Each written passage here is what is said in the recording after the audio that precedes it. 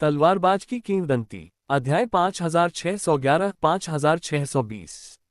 इसमें 100,000 ब्रह्मांड क्रिस्टल लगे। यहाँ तक कि महायान स्पिरिट माउंटेन, जो अपनी प्राचीन विरासत के कारण जाना जाता है, पर भी संभवतः बहुत कम ब्रह्मांडीय क्रिस्टल संग्रहित थे। यहाँ तक कि 1 लाख रुपये होने पर भी ऐसी संपत्ति खरीदने के लिए कोई स्थान नहीं था। उनमें से एक वस्तु थी बोधि कंगन, जो बौद्ध संप्रदाय के लिए एक आवश्यक वस्तु थी। लगभग हर किसी के पास ये होता था, लेकिन जियान वुशुन के हाथों में जो था वह असाधारण था। यह प्राचीन काल में प्राप्त हुआ था, जब किशन के आदेश के तहत एक दिव्य गुरु अन्य लौकिक नदियों में गए और एक राक्षस भिक्षु को मार डाला। भीतर का राक्षसी आभामंडल बहुत पहले ही साफ हो चुका था और केवल बौद्ध धर्म की शक्ति ही बची थी, जिसकी तुलना ब्रह्मांड के खजाने से की जा सकती थी। एक अन्य वस्तु विशेष रूप से कियानशिन बुद्ध के लिए तैयार की गई थी, जो एक ब्रह्मांड गुरु के पारलौकिकता के बाद उनके अवशेषों से निर्मित एक अवशेष है। ये वस्तु कियानशिन के लिए बहुत मददगार थी। अब जबकि जेन लिंग उन्हें उनके मूल स्रोत को पुनर्स्थापित करने में मदद कर सकता था, और मूल स्रोत पूरा हो जाने के बाद वे स्वाभाविक रूप से आगे बढ़ना चाहते थे और क्लेश के क्षेत्र तक पहुंचना चाहते थे। यह अवशेष कियानशिन को उस प्रक्रिया को छोटा करने में मदद कर सकता है। बौद्ध संप्रदाय में कोई भी अवशेष लेने से इनकार नहीं करेगा। कियानशिन की बार बार अनिच्छा के बावजूद उसने अंततः उसे स्वीकार कर लिया। दोनों पक्षों ने मुस्कुराहटों का आदान प्रदान किया। इस बीच गोंग मियाओई को भी किसी ने गुटी वृक्ष के पास पहुंचा दिया। जैसे ही वह आभा प्रकट हुई, जियान वुशुन की अभिव्यक्ति स्थिर हो गई। एक पल के लिए तो उसे समझ में ही नहीं आया कि दूसरे पक्ष का क्या मतलब था। वह कर्म संबंधी विपत्ति दूर करने आया था। उसने गोंग मियाओई को आने के लिए आमंत्रित किया था, तो क्या वह जानबूझकर परेशानी खड़ी नहीं कर रहा था?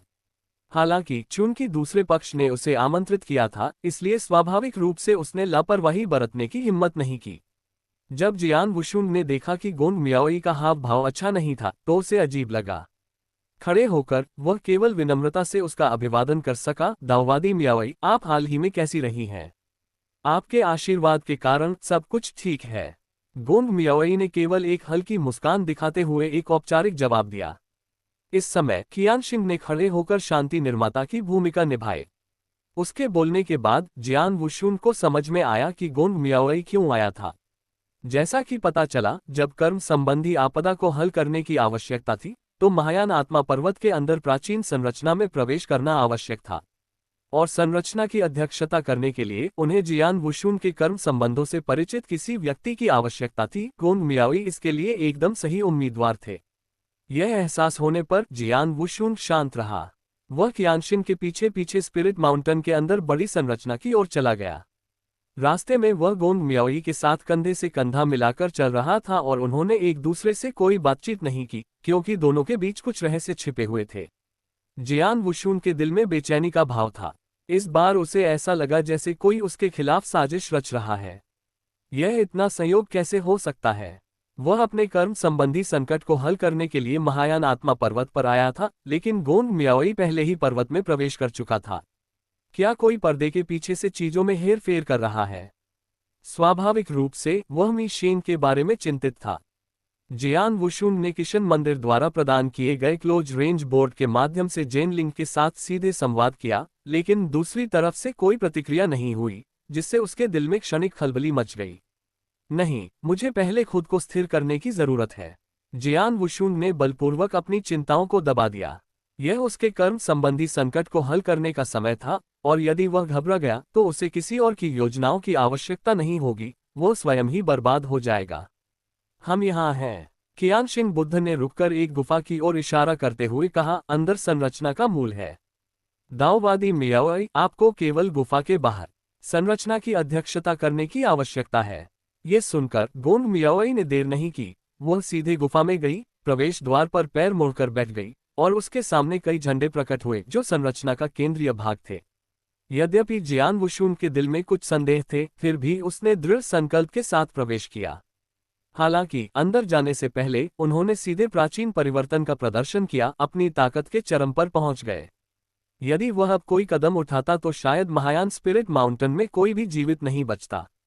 प्रवेश करने से पहले उसने पहले कियानशिन को दोस्ताना अंदाज में मुस्कुराया और फिर गोंग मियाओई की ओर देखते हुए कहा, मुझे नी युआन की मौत के बारे में दोषी महसूस हो रहा है।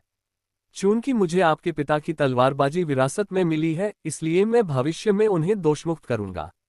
ये सुनने के बाद गोंग मियाओई के चेहरे पर एक उल्लेखनीय परिवर्तन आया, लेकिन उसने जियान वुशुन की कही बात पर कोई प्रतिक्रिया नहीं दी।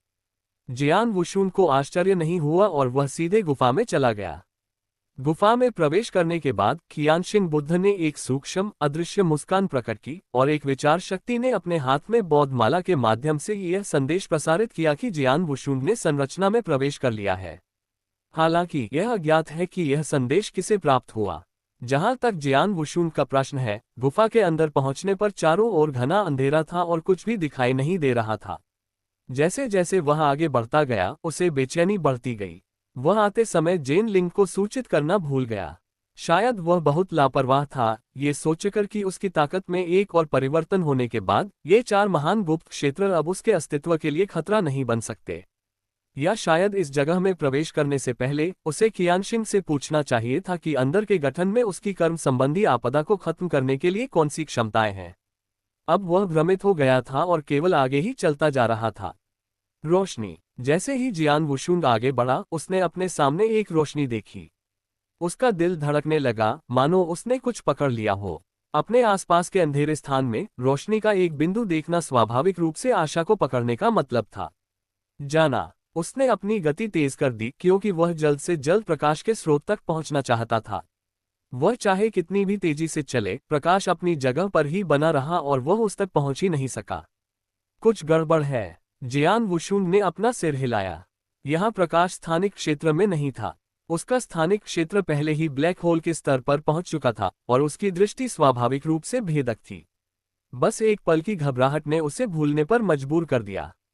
इससे वह रुक गया, अपनी आंखें बंद कर लीं। अब वह अपनी भौतिक आंखों पर निर्भर नहीं रहा, बल्कि इस स्थान की स्थानिक विशेषताओं को समझने के लिए अंतरिक्ष के मूल स्रोत का उपयोग करने लगा। खगोलीय पिंडों से घिरे खंडित 9वें आयामी अंतरिक्ष में जियान वुशुन एक ब्लैक होल के रूप में दिखाई दिया।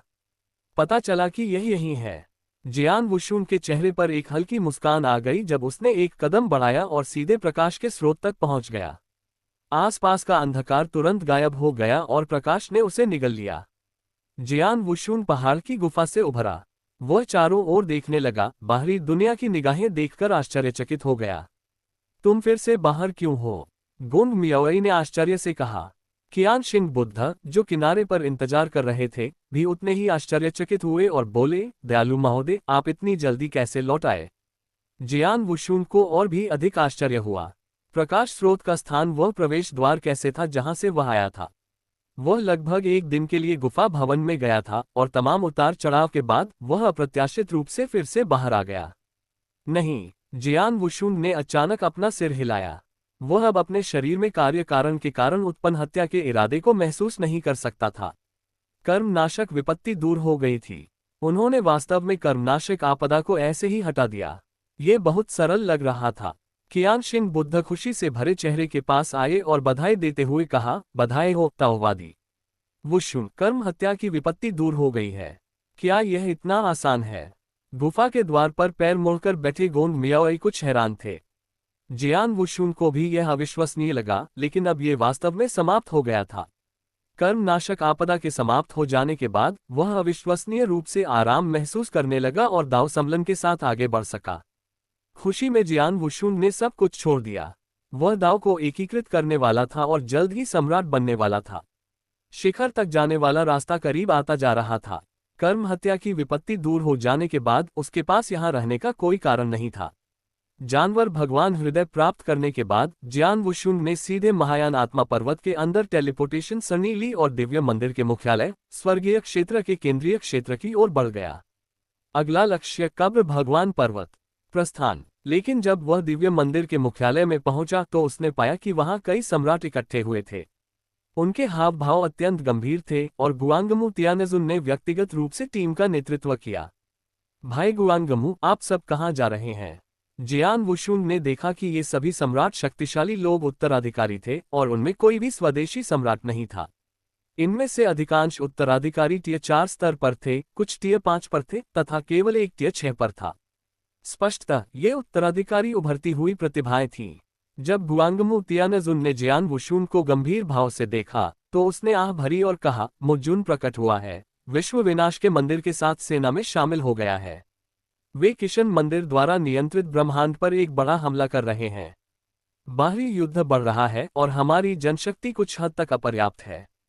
हम केवल इन उत्तराधिकारियों को पहले जाने दे सकते हैं। मो जुन प्रकट हुआ है। जियान वुशुन का चेहरा कांप उठा। उसने कहा, यह इतनी जल्दी कैसे हो सकता है? क्या इसमें कई युग नहीं लगने चाहिए थे? ये सिर्फ एक अटकल थी। ये भी संभव है कि विश्व विनाश मंदिर के शक्तिशाली लोगों ने गुप्त रूप से कार्रवाई की हो और मो जून को तय समय से पहले रिहा कर दिया हो। गुआंगमू तियानजुन ने जवाब दिया। इससे पहले कि वे कुछ और बोल पाते, एक भव्य आवाज गूंजी। ये जेन लिंग था। जेन लिंग का अवतार अवतरित हुआ और इन उत्तराधिकारियों को किशन मंदिर से दूर ले गया। जियान वुशुन को भी मौजूद देखकर और कर्म की विपत्ति का समाधान हो जाने पर जेन लिंग बोला, जियान वुशुन, दाव को एकीकृत करने के लिए समय का लाभ उठाओ। इस बार मी शिंग तुम्हारे लिए आए हैं। ये कहने के बाद जेन लिंग और समूह टेलीपोर्टेशन सरणी के माध्यम से गायब हो गए। जियान वुशुन को मूल स्थान पर अकेला छोड़ दिया। उन्होंने यह उम्मीद नहीं की थी कि युद्ध इतनी जल्दी शुरू हो जाएगा। एक क्षण के लिए तो उसे समझ ही नहीं आया कि कहाँ जाए। एक संक्षिप्त विचार के बाद जियान वुशुन ग्रेव गॉड माउंटेन पर दाव मर्ज की तैयारी के लिए भगवान के मकबरे के गुप्त क्षेत्र की ओर जाने वाला था। हालांकि अचानक उसके सामने सब कुछ अंधकार में हो गया और उसका आकार गायब हो गया। सब कुछ अंधकार में बदल गया। अनगिनत यादें उसके दिमाग में उमड़ पड़ी। क्या उन्होंने दाव को एकीकृत किया था? नहीं, वह इस समय दाव मर्ज के बीच में था। यह क्या है? जियान वुशुन पूरी तरह से हैरान था। वह अभी कुछ क्षण पहले ही स्वर्गीय क्षेत्र में था और अगले ही क्षण वह एक गुप्त कक्ष में था जहां वह दाव को एकीकृत कर रहा था। और उसका स्थानिक मूल स्रोत वास्तव में ब्लैक होल क्षेत्र के शिखर पर पहुंच गया था, जो वर्तमान में स्वॉर्ड दाव और एक्सट्रीम दाव सागर को निगल रहा था।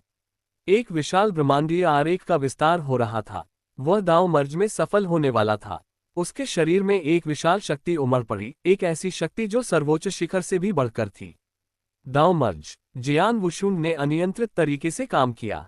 यद्यपि वह ठीक से नहीं जानता था कि क्या हो रहा था, फिर भी वह लगातार दाव मर्ज की विधि पर ध्यान दे रहा था। ब्लैक होल ने स्वॉर्ड दाव को निगल लिया और एक्सट्रीम दाव के साथ एकीकृत हो गया। अंततः ये ब्रह्मांडीय अंतरिक्ष में चढ़ गया। एक ही कदम में वह परम शिखर की सिद्ध अवस्था तक पहुंच गया। क्लेश के दायरे से बस एक कदम दूर। जियान वुशुन को खुश होने का मौका भी नहीं मिला था कि उसके सामने सब कुछ फिर से काला हो गया। इस बार उसे पता ही नहीं चला कि वह कितनी देर से सो रहा था। जब वह उठा तो उसे थकावट महसूस हुई और पूरे शरीर में दर्द हो रहा था। दाव मर्ज विफल हो गया था। ब्रह्मांडीय अंतरिक्ष बिखर गया और उसके मूल स्रोत सागर के भीतर झुलसाने वाले अंधेरे प्रकाश के गोले के कई चक्र उठे, जो लगातार उसके मूल स्रोत को नष्ट कर रहे थे। इस बार जियान वुशुन ने पाया कि वह अपने शरीर को नियंत्रित कर सकता है। क्या हो रहा है? जियान वुशुन का चेहरा काला पड़ गया। अचानक विलय और अचानक विफलता। स्पष्टतः उसने कुछ भी नहीं किया। दाव विलय असफल क्यों हुआ? वह अनिच्छुक था। यदि दाव मर्ज विफल हो गया तो इसका मतलब था कि अपने शेष जीवन में वह एक कदम भी आगे नहीं बढ़ सकेगा और केवल इसी स्थान पर रह सकेगा। इतना ही नहीं, उसकी शक्ति सीमित हो जाएगी और उसे मूल स्रोत सागर को दबाने का प्रतिकूल प्रभाव सहना पड़ेगा, अन्यथा उसका पतन हो जाएगा। यद्यपि दाव मर्ज असफल हो गया, फिर भी उसने ब्रह्मांडीय अंतरिक्ष पर महारत हासिल कर ली थी। ब्रह्मांडीय गुप्त तकनीकें दाव के विलय के बाद स्वाभाविक रूप से महायान क्षेत्र में पहुंच गईं। पूर्णतया सर्वोच्च शिखर, लेकिन वहां कोई जीवन शक्ति नहीं थी। जीवन शक्ति। जियान वुशुन की आंखें चमक उठी क्योंकि उसे अचानक कुछ याद आया। महायान स्पिरिट माउंटेन छोड़ने के बाद से ऐसा लग रहा था जैसे उन्होंने कभी जीवन की शक्ति को महसूस ही नहीं किया था। समस्या महायान स्पिरिट पर्वत में ही है। अपने थके हुए शरीर को घसीटते हुए जियान वुशुन सीधा खड़ा हो गया। वह देखना चाहता था कि अब वह कहाँ है। जैसे ही उसने भारी काले पत्थर के दरवाजे को धक्का दिया, वह खुल गया और प्रकाश की एक किरण उसके चेहरे पर पड़ी। बाहरी दुनिया की चमकती रोशनी स्पष्ट हो गई। यह एक निर्जन घाटी थी, लेकिन ये कोई साधारण घाटी नहीं थी। दूर आसमान में बहती नदी को देखते हुए जियान वुशुन ने खुद को लौकिक नदी के भीतर पाया। ये स्थान न तो किशन मंदिर था, न ही मूल ब्रह्मांड, ये तो लौकिक नदी थी। धमाका। मारो मारो मारो। एक समय शांत रहने वाली घाटी तुरंत ही नष्ट हो गई। हत्या की तीव्र इच्छाएं उतर आईं, चट्टानें टूट गईं और अनगिनत विशाल धूल के बादल उठे, जो किसी प्रलयकारी दृश्य की तरह आकाश को ढक गए। ये विश्व विनाश के मंदिर के लोग हैं, भागो। कई सम्राट अपने अपने खजाने को लहराते हुए आसन्न युद्ध का सामना करने के लिए तैयार होकर पहाड़ी गुफाओं से बाहर निकले। विशाल हॉल, अथाह खजाने शून्य से स्थानांतरित हो गए। एक ही क्षण में अनगिनत शक्तिशाली प्राणी आ पहुंचे। जियान वुशुन का दिल धड़क उठा, लेकिन उसे इसकी परवाह नहीं थी। उसने सीधे अपनी तलवार निकाली। वुशुन, तुम अभी तक क्यों नहीं गए? वक्ता जियान वुशुन सम्राट डोंगशेंग से परिचित था। इस समय डोंगशेंग एक सर्वोच्च शिखर शक्ति बन गया था। कई टियर 6 सम्राटों का नेतृत्व करते हुए उसने उड़ते हुए महलों का सामना किया। जियान वुशुन को देखकर वह गुस्से से चिल्लाया, जल्दी करो, मी शेंग को तुम्हें खोजने मत दो, अन्यथा ये लौकिक नदी वास्तव में समाप्त हो जाएगी। मी शेंग, क्या आप मी शेंग को जानते हैं? जियान वुशुन ने आश्चर्य से पूछा। क्या ये जानकारी छुपाई नहीं जानी चाहिए? ऐसा लग रहा था कि स्थिति पतन के कगार पर पहुंच गई थी, या यूं कहें कि किशन मंदिर पहले ही ढह चुका था और वे केवल हताश होकर प्रतिरोध कर रहे थे। यह एक सपना होगा। जियान वुशुन ने अपना सिर हिलाया। वह इस पर विश्वास नहीं कर सका, न ही वह विश्वास करना चाहता था। पिछले क्षण में वह महायान आत्मा पर्वत से अभी अभी निकला था। वह अचानक खुद को लौकिक नदी में कैसे पाया और उसका दाव के साथ विलय क्यों विफल हो गया? डोंगशेंग, जेन लिंग कहाँ है? शांग, हु किंग और अन्य लोग कहाँ गए? जियान वुशुन हालांकि इस दुनिया की वास्तविकता पर संदेह कर रहा था, लेकिन अस्थायी नदी की वर्तमान स्थिति के बारे में पूछताछ करने से खुद को रोक नहीं सका। डोंगशेंग की आंखें जुनून से भरी हुई थीं, उसके होंठ कांप रहे थे। वे सभी मर चुके हैं। वे मूल ब्रह्मांड के लिए, तुम्हारे लिए मर गए। तुम्हें जीवित रहना चाहिए। ये कहने के बाद एक हाथ के चाकू ने सीधे जियान वुशुन की गर्दन पर वार किया और वह एक बार फिर बेहोश हो गया। इस बीच विश्व विनाश के मंदिर में मजबूत और दबंग ब्रॉली सिंहासन पर बैठा। प्रतिवेदन, जियान वुशुन को अनंत घाटी में पाया गया है। घर छोड़ देना। मूलतः विश्व विनाश मंदिर के शक्तिशाली लोगों की केवल एक छोटी सी टीम ही अनंत घाटी के ऊपर दिखाई दी थी। अब भयभीत ब्रॉली ने व्यक्तिगत रूप से कार्रवाई की अनगिनत सैनिकों का नेतृत्व करते हुए एक बार फिर घाटी की ओर बढ़ गया। इस समय लौकिक नदी में जीवित प्राणी दुख में थे और अनगिनत ब्रह्मांड पूरी तरह से उजाड़ थे। शान जुन 4 भक्षक राक्षसों के साथ विलीन हो गया था, जिससे प्राचीन सच्चे भगवान की शक्ति बहाल हो गई थी। मो जुन बहुत पहले ही प्रतिबंधों से मुक्त हो चुका था तथा अपनी खोई हुई ताकत की भरपाई के लिए उसने अनेक ब्रह्मांडों को निगलना शुरू कर दिया था। सबसे शक्तिशाली गु जुन अभी तक युद्ध में शामिल नहीं हुआ था। इन 3 सच्चे सम्राटों ने ही किशन मंदिर के लिए प्रतिरोध करना असंभव बना दिया। मी शेन का तो जिक्र ही न करें। ये लौकिक नदी अंततः विनाश की ओर बढ़ रही थी। किसी अज्ञात क्षण में जियान वुशुन को गर्दन में दर्द महसूस हुआ और वह जाग गया। उस समय वह एक नर्म बिस्तर पर लेटा हुआ था। तुम जाग रहे हो? एक परिचित सी आवाज सुनकर जियान वुशुन को अपनी आंखें खोलने में कठिनाई हुई।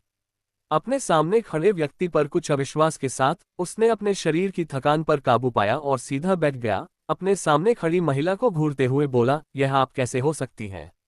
क्या तुम अपना वादा भूल गए हो? महिला ने कहा और फिर गायब हो गई। वादा करना? हाँ, ऐसा लग रहा था जैसे उसने डेमन साउंड माउंटेन पर एक साधारण महिला से कोई वादा किया हो। जियान वुशुन को अभी अभी याद आया, लेकिन दूसरा पक्ष पहले ही गायब हो चुका था। ओह, अब उसे पूरी बात समझ आ गई। ये स्थान निश्चित रूप से वास्तविक नहीं है, या शायद वास्तविक है। यह उससे अलग है जो उसके मूल समय और स्थान में घटित हुआ था। मुझे अब महायान आत्मा पर्वत पर होना चाहिए। जियान वुशुन की आंखें दृढ़ थीं। जहां तक वर्तमान समय और स्थान का प्रश्न है, ये भविष्य में होना चाहिए। भविष्य में वह दाव मर्ज में असफल हो गया। वह उस रास्ते पर चल पड़ा जहां से वापस लौटना संभव नहीं था। विश्व विनाश के मंदिर ने वास्तव में विश्व विनाश का कार्य किया। वरिष्ठ वुशुन, एक चीख ने जियान वुशुन को फिर से अपनी आंखें खोलने पर मजबूर कर दिया। इस बार जियान वुशुन को आश्चर्य नहीं हुआ। अपने सामने काले रंग और दुबले शरीर वाले युवक को देखकर उसने शांति से कहा, शिनजियू। ये वह भटकता हुआ साधक था जिसका सामना उसने मानव लोक में किया था। जैसा कि उसने उस समय देखा था, शिनजियू की क्षमता बहुत बड़ी थी और अब वह एक सर्वोच्च शिखर शक्ति बन गया था। हम कहाँ जा रहे हैं? जियान वुशुन ने अतीत की बातों पर ध्यान न देते हुए जल्दी से खुद को इस नई दुनिया में डुबो लिया। वर्तमान में जीते हुए वह ये नहीं समझ पाया कि वह स्वयं को भविष्य में क्यों पाता है, लेकिन वह जहां भी हो असीम पथ पर कदम बढ़ाने के लिए कृतसंकल्प था। उसे शक्तिशाली लोगों का मार्ग अपनाना पड़ा। शिन जिउदुआन ने पानी का एक कटोरा उठाया, उसे जियान वुशुन को सौंप दिया और कहा, अनंत घाटी नष्ट हो गई है। हम अब दानव ध्वनि पर्वत की ओर जा रहे हैं। यह अभी भी बरकरार है और दिव्य जनरल मोइन जीवित रहेगा। हम वहां कुछ समय तक प्रतिरोध कर सकते हैं। अच्छा। जियान वुशुन ने सिर हिलाया, पानी का एक घूंट लेने के बाद अपनी सांस को स्थिर किया। अपने शरीर से संक्षिप्त रूप से परिचित होने के बाद उसने महसूस किया कि उसकी वर्तमान शक्ति दाओ के साथ विलय से पहले की तुलना में सैकड़ों गुना अधिक शक्तिशाली थी, लेकिन वह इस समय लंबे समय तक लड़ाई नहीं कर सकता था, अन्यथा वह गिर जाएगा। शिनजियो, मुझे आपसे पूछना है कि किशन मंदिर कैसे नष्ट हो गया? जियान वुशुन ने अपने दिल में संदेह व्यक्त किया। उसे यह समझने की जरूरत थी कि भविष्य में किशन मंदिर अचानक क्यों ढह गया। शिन जियो ने अपना सिर नीचे कर लिया। भौहें सिकोड़ ली, इस विषय पर बात करने में अनिच्छुक था। बोलो, मैं इसे संभाल सकता हूँ। जियान वुशुन की अवशोषित यादें खंडित थीं और भविष्य के समय में किशन मंदिर के विनाश की उसे कोई याद नहीं थी। ये भगवान जेनलिंग था। शिन जियो की आंखों ने आंसू रोक लिए और कहने में कठिनाई हुई, भगवान जेनलिंग ने अपने हाथों से किशन मंदिर को नष्ट कर दिया। किशन मंदिर के पतन से पहले भगवान जेनलिंग ने सभी को लौकिक नदी में स्थानांतरित कर दिया। जियान वुशुन पूरी तरह से दंग रह गया। उसके हाथ में रखा पानी का कटोरा एक तीखी आवाज के साथ नीचे गिरा और तब जाकर जियान वुशुन ने अपना संयम पुनः प्राप्त किया। जेनलिंग ने किशन मंदिर को नष्ट कर दिया। ये सचमुच अप्रत्याशित था। यदि भविष्य की समयरेखा उसकी मूल समयरेखा से विचलित हो जाती तो जेनलिंग को किशन मंदिर को नष्ट नहीं करना चाहिए था। ये हो सकता है। जियान वुशुन को अचानक कुछ ख्याल आया। शुरुआत में मी शेन को किशन मंदिर में आने जाने की स्वतंत्रता थी, शायद वह इसे जेनलिंग से भी अधिक समझती थी। दूसरे की पहचान रहस्यमय थी, जो संभवतः अतीत के किशन से जुड़ी थी। इस सब के पीछे संभवतः अतीत के किशन ही थे जिन्होंने ये शतरंज की बिसात बिछाई थी। भविष्य के समय में जेनलिंग ने किशन की भव्य योजना के लिए किशन मंदिर को त्यागने का निर्णय लिया। यह एहसास होने के बाद जियान वुशुन ने धीमी गहरी सांस ली। किशन मंदिर के आगमन से उन्हें अनंत अवसर और अनगिनत भ्रम प्राप्त हुए। अब समय आ गया था कि इन सब से बाहर निकला जाए। शिनजियो, मुझे माफ कर दो। जियान वुशुन की आंखों में दृढ़ संकल्प गहरा गया और उसकी आभा अचानक अपने चरम पर पहुंच गई। भविष्य में शाश्वत प्राचीन परिवर्तन और भी अधिक शक्तिशाली था। अब वह संभवतः क्लेश क्षेत्र से प्रतिद्वंद्वी हो सकता है। सिर्फ एक मुक्के से उसने एक दुर्जय सर्वोच्च शिखर विशेषज्ञ शिनजियो को बेहोश कर दिया। उनकी आभा के प्रकटीकरण से बहुत से लोग वहां आ गए। वुशुन, तुम क्या कर रहे हो? सबसे पहले जी चाओयांग ने कहा। एक परम सम्राट के रूप में उसे इस बार नेता माना जाता था और उसकी ताकत बेहद शक्तिशाली थी। वह पहले से ही एक पूर्ण सर्वोच्च शिखर विशेषज्ञ था, जो दिव्य जनरल मोइन से कम नहीं था। जियान वुशुन धीरे धीरे आगे बढ़ा, उसकी आवाज ठंडी और सख्त थी। मुझे जो करना चाहिए वो कर रहा हूं। तुम क्या बकवास कर रहे हो? मी शेंग ने तुम्हें निगलने के लिए अपनी ताकत को सर्वोच्च शिखर तक दबा दिया है। अकेले जाने का मतलब निश्चित मृत्यु है। जब तक तुम जीवित हो, हमारे पास अभी भी एक मौका है। जी चाओयांग ने गुस्से में चिल्लाया। जियान वुशुन ने अपना हाथ उठाया, थोड़ा बल लगाया और कहा, मैंने बहुत पहले ही जीवन की शक्ति खो दी है। आपको मेरे खाए जाने की चिंता करने की जरूरत नहीं है। किसी अज्ञात कारण से जब वह भविष्य की समयरेखा में पहुंचा तो उसने अप्रत्याशित रूप से जीवन की शक्ति खो दी। जी चाओयांग भी चौंक गया। हालांकि वह मी शेन के बारे में बहुत कम जानता था, लेकिन वह समझ गया कि दूसरा पक्ष जियान वुशुन के अंदर की जीवन शक्ति के लिए आया था। अब जियान वुशुन के पास वास्तव में कोई जीवन शक्ति नहीं थी। वे जियान वुशुन की रखवाली कर रहे थे, यह अच्छी तरह जानते हुए कि वे उसे मार सकते थे, लेकिन किसी ने ऐसा करने की हिम्मत नहीं की। इसके अलावा वे बहुत पहले ही उम्मीद खो चुके थे। मी शेंग ने समय और स्थान की पूरी नदी को लगभग नष्ट कर दिया था। उन्होंने जियान वुशुन की रक्षा केवल मी शेंग को उसे निगलने से रोकने के लिए की थी। इस दौरान आप सभी का धन्यवाद। कृपया मुझे सम्मानजनक विदाई की अनुमति दें। जियान वुशुन ने पास आ रही भीड़ को हल्के से झुकाया। वास्तव में उन्हें उसकी रक्षा करने की कोई जरूरत नहीं थी। वे उसे आसानी से मार सकते थे, लेकिन इससे मी शेंग को गुस्सा आ जाता। हालांकि उन्होंने उसकी सुरक्षा करना चुना। प्रारंभ में सभी चीजों के मूल स्रोत का 1/3 हिस्सा बिल्कुल भी बर्बाद नहीं हुआ। कम से कम इससे इन लोगों को उसे बचाने का निर्णय लेने के लिए प्रेरित किया। उन्होंने मूल ब्रह्मांड की रक्षा की, वर्तमान लौकिक नदी की रक्षा की। जियान वुशुन बिना किसी हिचकिचाहट के जियान वुशुन उड़ान हॉल से बाहर निकल गया और समय और स्थान की नदी में प्रवेश कर गया। वह अनंत घाटी की ओर वापस जा रहा था। वहां अभी भी भयंकर युद्ध चल रहा था। धमाका। जियान वुशुन ने कोई कसर नहीं छोड़ी, अपनी पूरी शक्ति का प्रयोग किया और अनंत घाटी की ओर उड़ती हुई प्रकाश की धारा में परिवर्तित हो गया। चूंकि दांव मर्ज विफल हो गया था और जीवन शक्ति चली गई थी, इसलिए वह एक त्यागे गए शतरंज के मोहरे की तरह महसूस कर रहा था, जिसके बारे में याद करने लायक कुछ भी नहीं था। युद्ध में मरना बेहतर है। भविष्य की दुनिया सचमुच उजाड़ है। जियान वुशुन जहां जहां से गुजरा वहां वहां कई लौकिक रहस्य राख में बदल गए। लगभग 15 मिनट तक उड़ान भरने के बाद ही उन्हें महसूस हुआ कि उनके शरीर की शक्ति धीरे धीरे कम हो रही है और इसके परिणामस्वरूप उन्हें काफी कष्ट हो रहा है। कियानशिन बुद्ध के शब्द शुरू से ही सही थे, ये वास्तव में एक जबरदस्त पीड़ा थी। अपने गृहनगर को नष्ट होते देखना और असफल दांव मर्ज की पीड़ा को सहना। वह बहुत दृढ़ इच्छाशक्ति वाले व्यक्ति थे, एक ऐसा व्यक्ति जो मजबूत बनने के लिए किसी भी हद तक जा सकता था। उस समय अपने भौतिक शरीर को निखारने में उसे जिन कठिनाइयों का सामना करना पड़ा, वे अकल्पनीय थीं और उसने कभी पीछे नहीं हटना चाहा। अब दांव मर्ज की विफलता का सामना करते हुए वह इसे कैसे स्वीकार कर सकता था। अनंत घाटी। डोनशेंग ने कुछ श्रेणी 6 सम्राटों के साथ मिलकर सैकड़ों श्रेणी 6 सम्राटों और दर्जनों सर्वोच्च शिखर विशेषज्ञों का प्रतिरोध किया, जिनमें अंतिम सम्राट भी शामिल थे। हाँ, वे भागने में सफल रहे। आज मेरी मृत्यु व्यर्थ नहीं गई। डोनशेंग अपनी उंगली हिलाते हुए बेतहाशा हंसा। उसकी उंगली की नोक पर उसके भीतर मूल स्रोत की आखिरी झलक फूट पड़ी। मरना। डोनशेंग का चेहरा क्रूरता से विकृत हो गया क्योंकि उसने उस सर्वोच्च शिखर योद्धा के साथ जीवन का आदान प्रदान करने का फैसला किया था जिसके साथ वह युद्ध में शामिल था। अन्य स्तर 6 सम्राटों ने भी ऐसा ही किया। उन्होंने उदारतापूर्वक मृत्यु को गले लगा लिया। कभी शक्तिशाली रहे इन योद्धाओं ने अपनी मातृभूमि और लौकिक नदी की खातिर अपनी मृत्यु का निर्णय लिया। लाखों मील दूर जियान वुशुन ने प्रत्येक चमकते हुए तारे के गिरने को महसूस किया और उसके दिल में एक वीरानी की भावना घर कर गई। भविष्य का दुख काफी हद तक उसकी जीवन शक्ति के कारण था। बेशक जेन लिंग ने भी इसमें भूमिका निभाई। किशन मंदिर ने उनमें आशा जगाई, लेकिन व्यक्तिगत रूप से उस आशा को नष्ट कर दिया। मूलतः इस स्थायी नदी से समृद्धि आनी चाहिए थी। ये शुरू से ही अनगिनत लोगों की आकांक्षा थी। 2 मंदिरों के बीच संघर्ष ने न केवल इस लौकिक नदी के मार्ग को प्रभावित किया बल्कि इसे नष्ट भी कर दिया।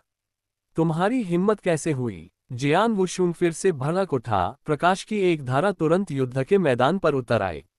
उसका लबादा फड़फड़ाया, लेकिन जियान वुशुन के चेहरे पर रंग का कोई निशान नहीं था। कभी गौरवशाली, अब पुनर्तः खंडहर।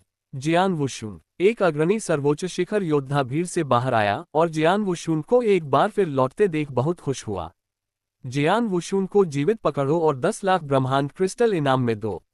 जियान वुशुन ने भौहें उठाई और व्यंग्यात्मक लहजे में कहा, क्या मेरा जीवन केवल 10 लाख ब्रह्मांड क्रिस्टल के बराबर है? पलक झपकते ही उसके मन में यादें उमड़ने लगीं। दाव के साथ विलय के अपने असफल प्रयास के बाद उसने फिर कभी कोई कदम नहीं उठाया। दिन ब दिन वह निराशा में डूबता गया, उसका पूरा अस्तित्व बेकार हो गया। दाव मर्ज में असफलता के बाद ये पहली बार था जब उन्होंने कोई कार्रवाई की। ऐसा लग रहा था जैसे कई लोग उसकी पिछली ताकत की सीमा को भूल गए हैं। एक विचार। जियान वुशुन हाथों से मुहर बनाते हुए, उसकी विचार शक्ति अब कमजोर हो गई है। केवल एक गुप्त तकनीक की सहायता से ही वह एक विचार ब्रह्मांड की शक्ति को मुक्त कर सकता था। ब्रह्मांड। वूश। इस बार यह एक वास्तविक ब्रह्मांड था। एक अंडाकार ब्रह्मांड, एक बुलबुले की तरह जियान वुशुन के चारों ओर केंद्रित है, जो तुरंत संपूर्ण अनंत घाटी को कवर करता है। यह एक विचार ब्रह्मांड है। सभी लोग सावधान रहें, नेता ने चेतावनी दी, जो स्पष्ट रूप से जियान वुशुन से परिचित था। वे सभी लौकिक नदी में रहने वाले दुर्जय प्राणी थे, जिन्होंने विश्व विनाश के मंदिर के प्रति निष्ठा की प्रतिज्ञा की थी। वे जियान वुशुन को अच्छी तरह से जानते थे। वन थॉट यूनिवर्स भी जियान वुशुन की सबसे कुशल शिखर तकनीकों में से एक थी। वे कैसे नहीं जानते? तुम सब मर जाओगे। जियान वुशुन ने मूल स्रोत से प्रतिक्रिया को सहन किया और तुरंत एक कदम उठाया। एक विचार ब्रह्मांड ने अपने शाश्वत प्राचीन परिवर्तन के साथ मिलकर क्लेश क्षेत्र के बराबर की शक्ति को उन्मुक्त किया। इस समय वो महान सम्राट जुयुन जितना दुर्जय नहीं हो सकता था, लेकिन अंतर महत्वपूर्ण नहीं था। यहां तक कि यदि क्लेश क्षेत्र का कोई शक्तिशाली व्यक्ति भी उतर आता, तो भी वह उसका सामना करने के लिए आश्वस्त था। हालांकि किसी भी मंदिर से कोई क्लेश क्षेत्र की शक्तियां प्रकट नहीं हुई। यद्यपि 3 सच्चे सम्राटों में से 2 ने व्यक्तिगत रूप से कार्रवाई की, लेकिन उन्होंने किशन मंदिर के पतन के बाद फिर से हस्तक्षेप नहीं किया। उन्होंने जैन लिंग के साथ समझौता किया था या किसी अन्य कारण से, यह अज्ञात रहा। जहां तक मी शेन का प्रश्न है, जैसा कि जी चाओयांग ने उल्लेख किया है, उसने जियान वुशुन को निगलने के लिए अपने राज्य का बलिदान कर दिया और अब वह सर्वोच्च शिखर पर खड़ा है, जो युद्ध शक्ति के मामले में बेजोड़ है। वध परिधि पर एक पंक्ति बनाकर छठी श्रेणी के सैकड़ों सम्राटों ने जियान वुशुन को रोकने का प्रयास किया। इस युद्ध में शामिल सभी लोग सर्वोच्च शिखर के विशेषज्ञ थे, जिनमें से दर्जनों ने जियान वुशुन को घेर रखा था। इन लोगों की नज़र में आज जियान वुशुन निस्संदेह जीवित पकड़ा जाने वाला था। तस्क, लगता है तुम सब सचमुच भूल गए हो। जियान वुशुन एक पल में टेलीपोर्ट हो गया और सीधे घेरे से बच निकला। उसकी आकृति बाहरी क्षेत्र में प्रकट हुई और उसने ऐसा प्रहार किया कि 6 श्रेणी के सैकड़ों सम्राटों द्वारा बनाई गई व्यूह रचना तुरंत बिखर गई। सभी स्तर 6 सम्राट गिर गए। ये तो बस एक मुक्का था।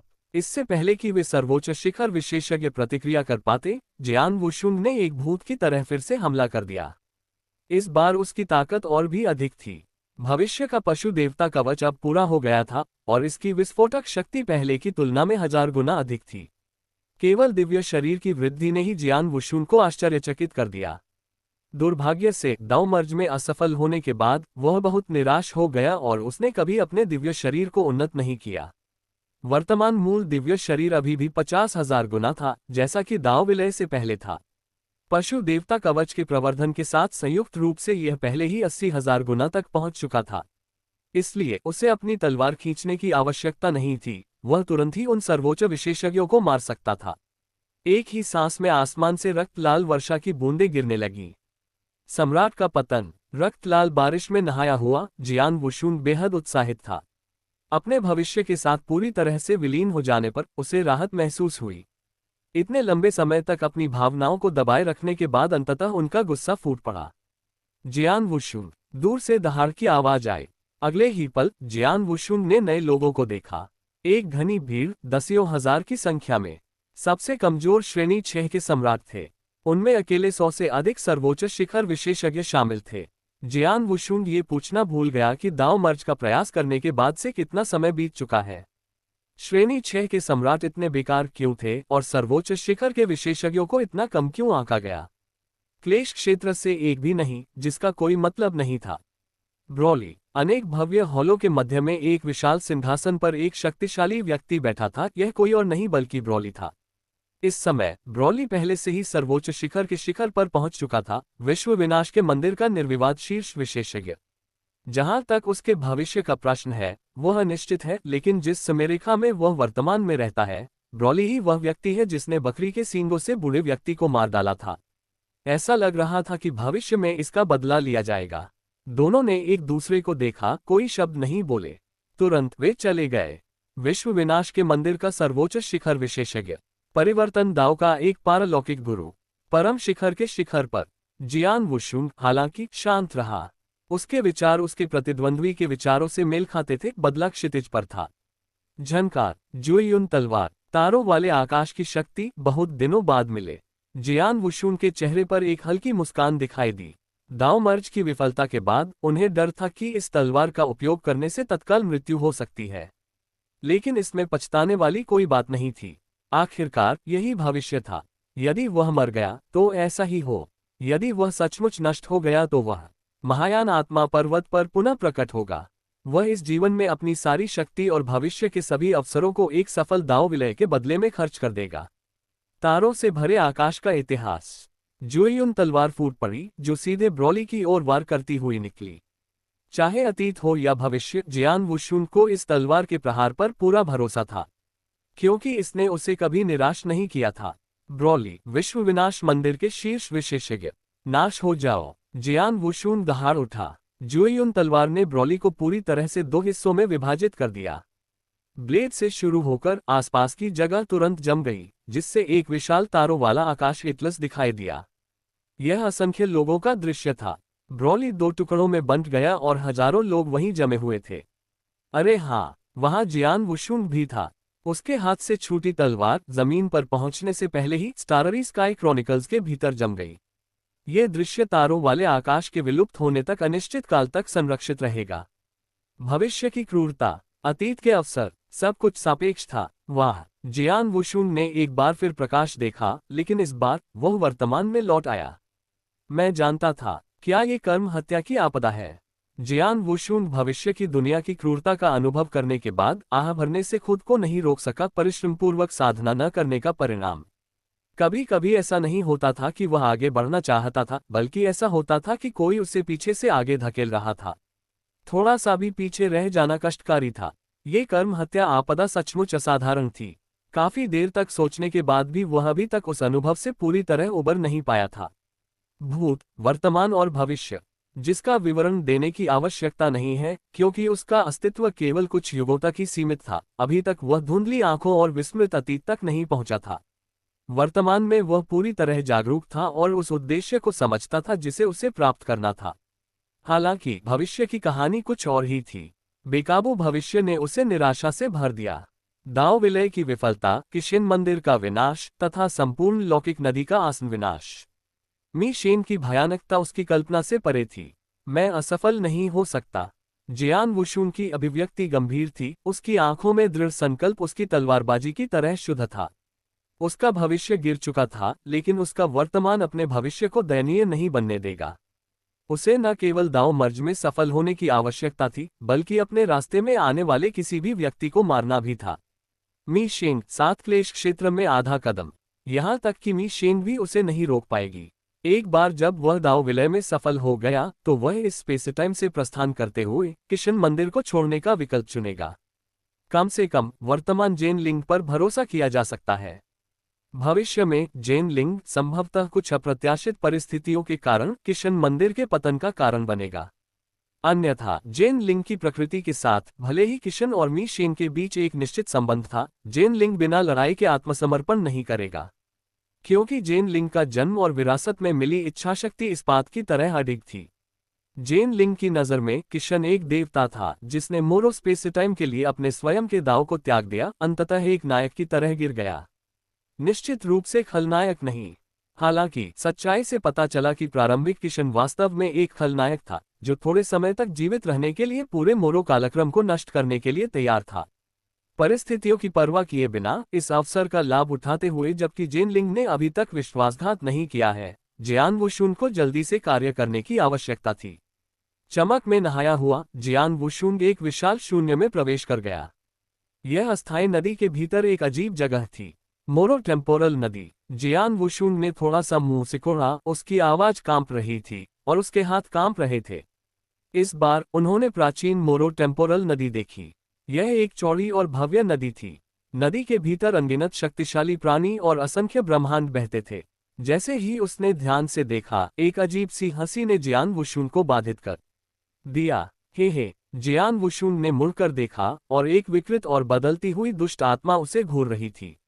अनगिनत बदसूरत चेहरों की दो आंखें उसे घूर रही थीं। यह आप है? जियान वुशुन ने आश्चर्य से उस विचित्र दुष्ट आत्मा को देखा।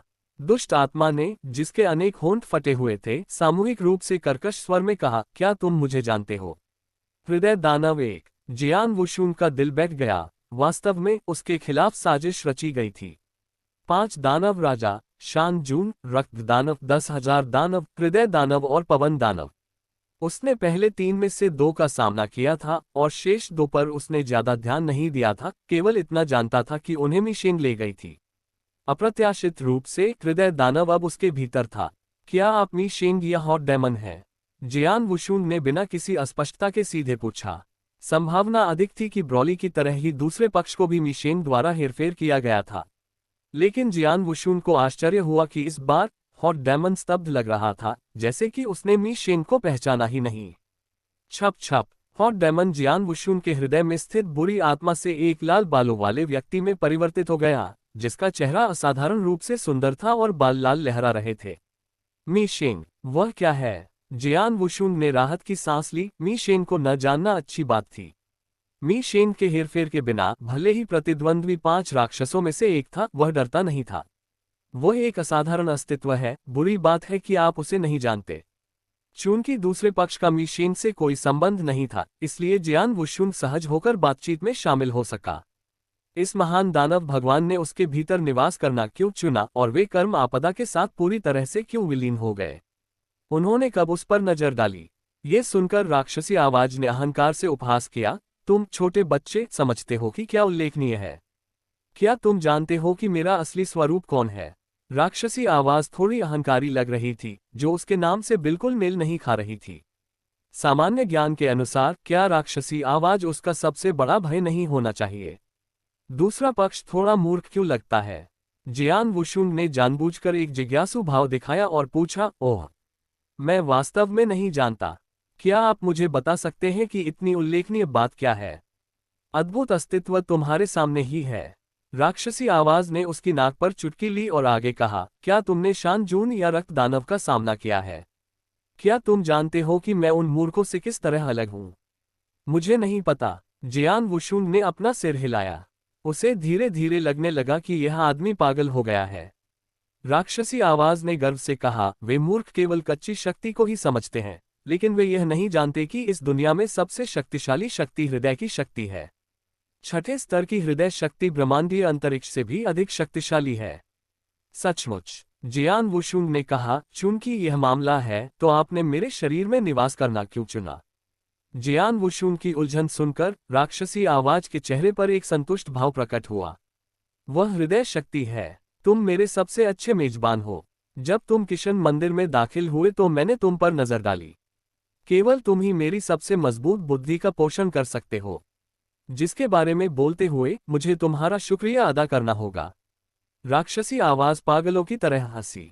जब जियान वुशुंग ने किशन मंदिर में प्रवेश किया तो उसे राक्षसी आवाज ने निशाना बनाया। कर्म आपदा वास्तव में काफी सामान्य थी, ब्रह्मांड और सभी चीजों के लिए बस एक छोटी सी परेशानी थी। लेकिन शैतानी आवाज के जुड़ जाने से ये संकट विकराल हो गया।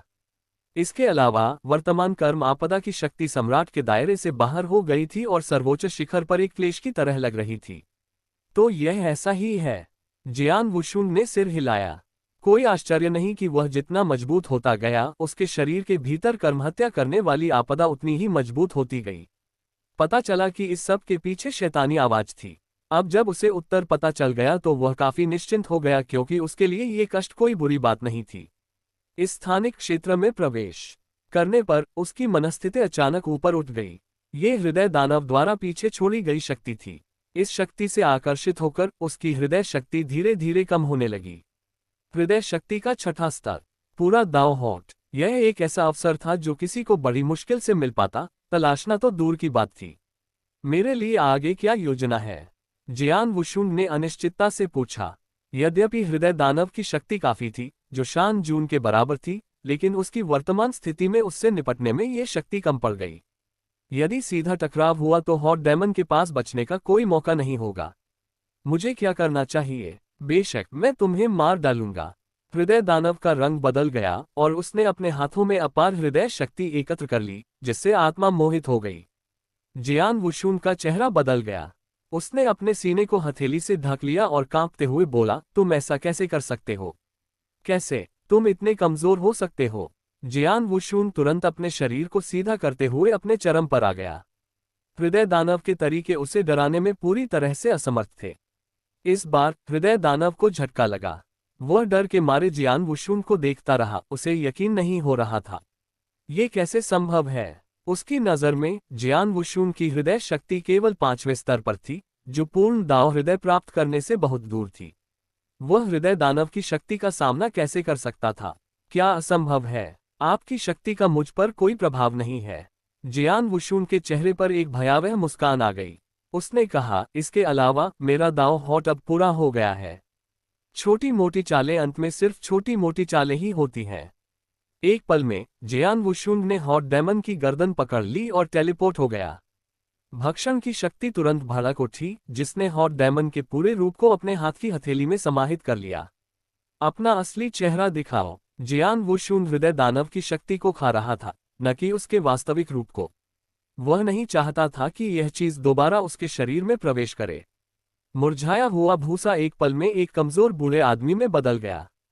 झुर्रियों ने उसके चेहरे को रेखाओं के चक्रव्यूह में ढक दिया। बूढ़ा आदमी डर के मारे जियान वुशुन को घूर रहा था, उसकी आवाज कांप रही थी। तुम्हारे पास मौत की शक्ति कैसे है? मृत्यु की शक्ति? जियान वुशुन हैरान रह गया। दूसरे पक्ष को कैसे पता चला कि उसके पास मृत्यु की शक्ति है? उसके भीतर निवास करने वाले हृदय दानव का अर्थ यह नहीं था कि वे एक दूसरे से जुड़े हुए थे या एक साथ मिलकर ब्रह्मांड को समझने में सक्षम थे। बाहर जो भी घटनाएं घट रही हैं, हृदय दानव को उनके बारे में कुछ भी पता नहीं चलना चाहिए, अन्यथा यह मिशेंग से अनभिज्ञ नहीं होगा। लेकिन अब दूसरे पक्ष को अप्रत्याशित रूप से मृत्यु की शक्ति के बारे में पता चल गया। ऐसा क्यों था? जियान वुशुन ने तुरंत हमला नहीं किया। शून्य को पकड़कर उसने सीधे हॉट डेमन को एक पारदर्शी बोतल में दबा दिया। अपनी उंगलियों से बोतल को पकड़ते हुए उसने धमकी दी, तुम्हें मौत की शक्ति के बारे में कैसे पता है? अगर तुमने फिर से धोखा देने की हिम्मत की तो मैं तुम्हें कुचल दूंगा। वर्तमान हृदय दानव एक रेंगने वाले प्राणी की तरह था, जो जियान वुशुन के पास मौजूद सभी चीजों की शक्ति द्वारा दृढ़ता से नियंत्रित था। तुम्हारे मूल स्रोत में मृत्यु की शक्ति समाहित है। तुम्हारी धमकियां निरर्थक हैं। तुम्हारे नष्ट होने में ज्यादा समय नहीं लगेगा। हॉट डेमन पागलों की तरह हंसा। कोई भी मुझे धमका नहीं सकता। मैं ही हूं जो दूसरों को धमकाता हूं। जियान वुशुन ने घृणा से अपने प्रतिद्वंद्वी की कर्कश हंसी सुनी, फिर सीधे छोटी बोतल निगल ली और उसे गटक गया। चूंकि हृदय दानव को लोगों के दिलों पर कब्जा करना पसंद था, इसलिए उसे थोड़ी देर के लिए जियान वुशुन के शरीर के भीतर रहने दो। मूलतः उसका इरादा हॉट डेमन को अपने मूल स्रोत स्थान में लाने का था, लेकिन हॉट डेमन के तरीकों से डरते हुए यदि कोई अप्रत्याशित परिस्थिति उत्पन्न हो जाती तो यह एक ऐसा नुकसान होता जिसे वह बर्दाश्त नहीं कर सकता था। इसके अलावा उसके प्रतिद्वंद्वी की पहचान सरल नहीं थी।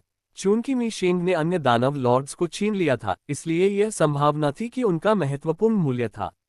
जियान वुशुन हॉट डेमन को जाने नहीं दे सकता था। हृदय दानव को हमेशा उसके भीतर रहने दो। अब तो उसे जेन लिंग पर भी भरोसा नहीं रहा। उसके भौतिक शरीर के अंदर कोई भी हृदय दानव को नहीं बचा सकता था। अपनी शक्तिशाली शारीरिक शक्ति के कारण वह हृदय दानव द्वारा इस्तेमाल की जाने वाली किसी भी धूर्त चाल से नहीं डरता था। जहां तक उनके प्रतिद्वंद्वी द्वारा बताई गई मृत्यु की शक्ति का प्रश्न है, तो उन्हें इसका अध्ययन करना होगा। भावी दांव मर्ज की असफलता को हमेशा से ही उसकी अपनी समस्या माना जाता रहा था। अब ऐसा लग रहा था कि कोई इसमें दखल दे रहा है, अन्यथा चाहे वह कितनी भी कोशिश कर ले, वह उसी रास्ते पर पहुंच जाएगा जिस पर पहले पहुंचा था। इस हद तक कि उसने दांव के विलय का प्रयास करने की भी हिम्मत नहीं की। हृदय दानव से पहले ही निपटा जा चुका था, लेकिन आसपास के माहौल में कोई बदलाव नहीं आया था। जियान वुशुन ने अस्थायी नदी की ओर देखा।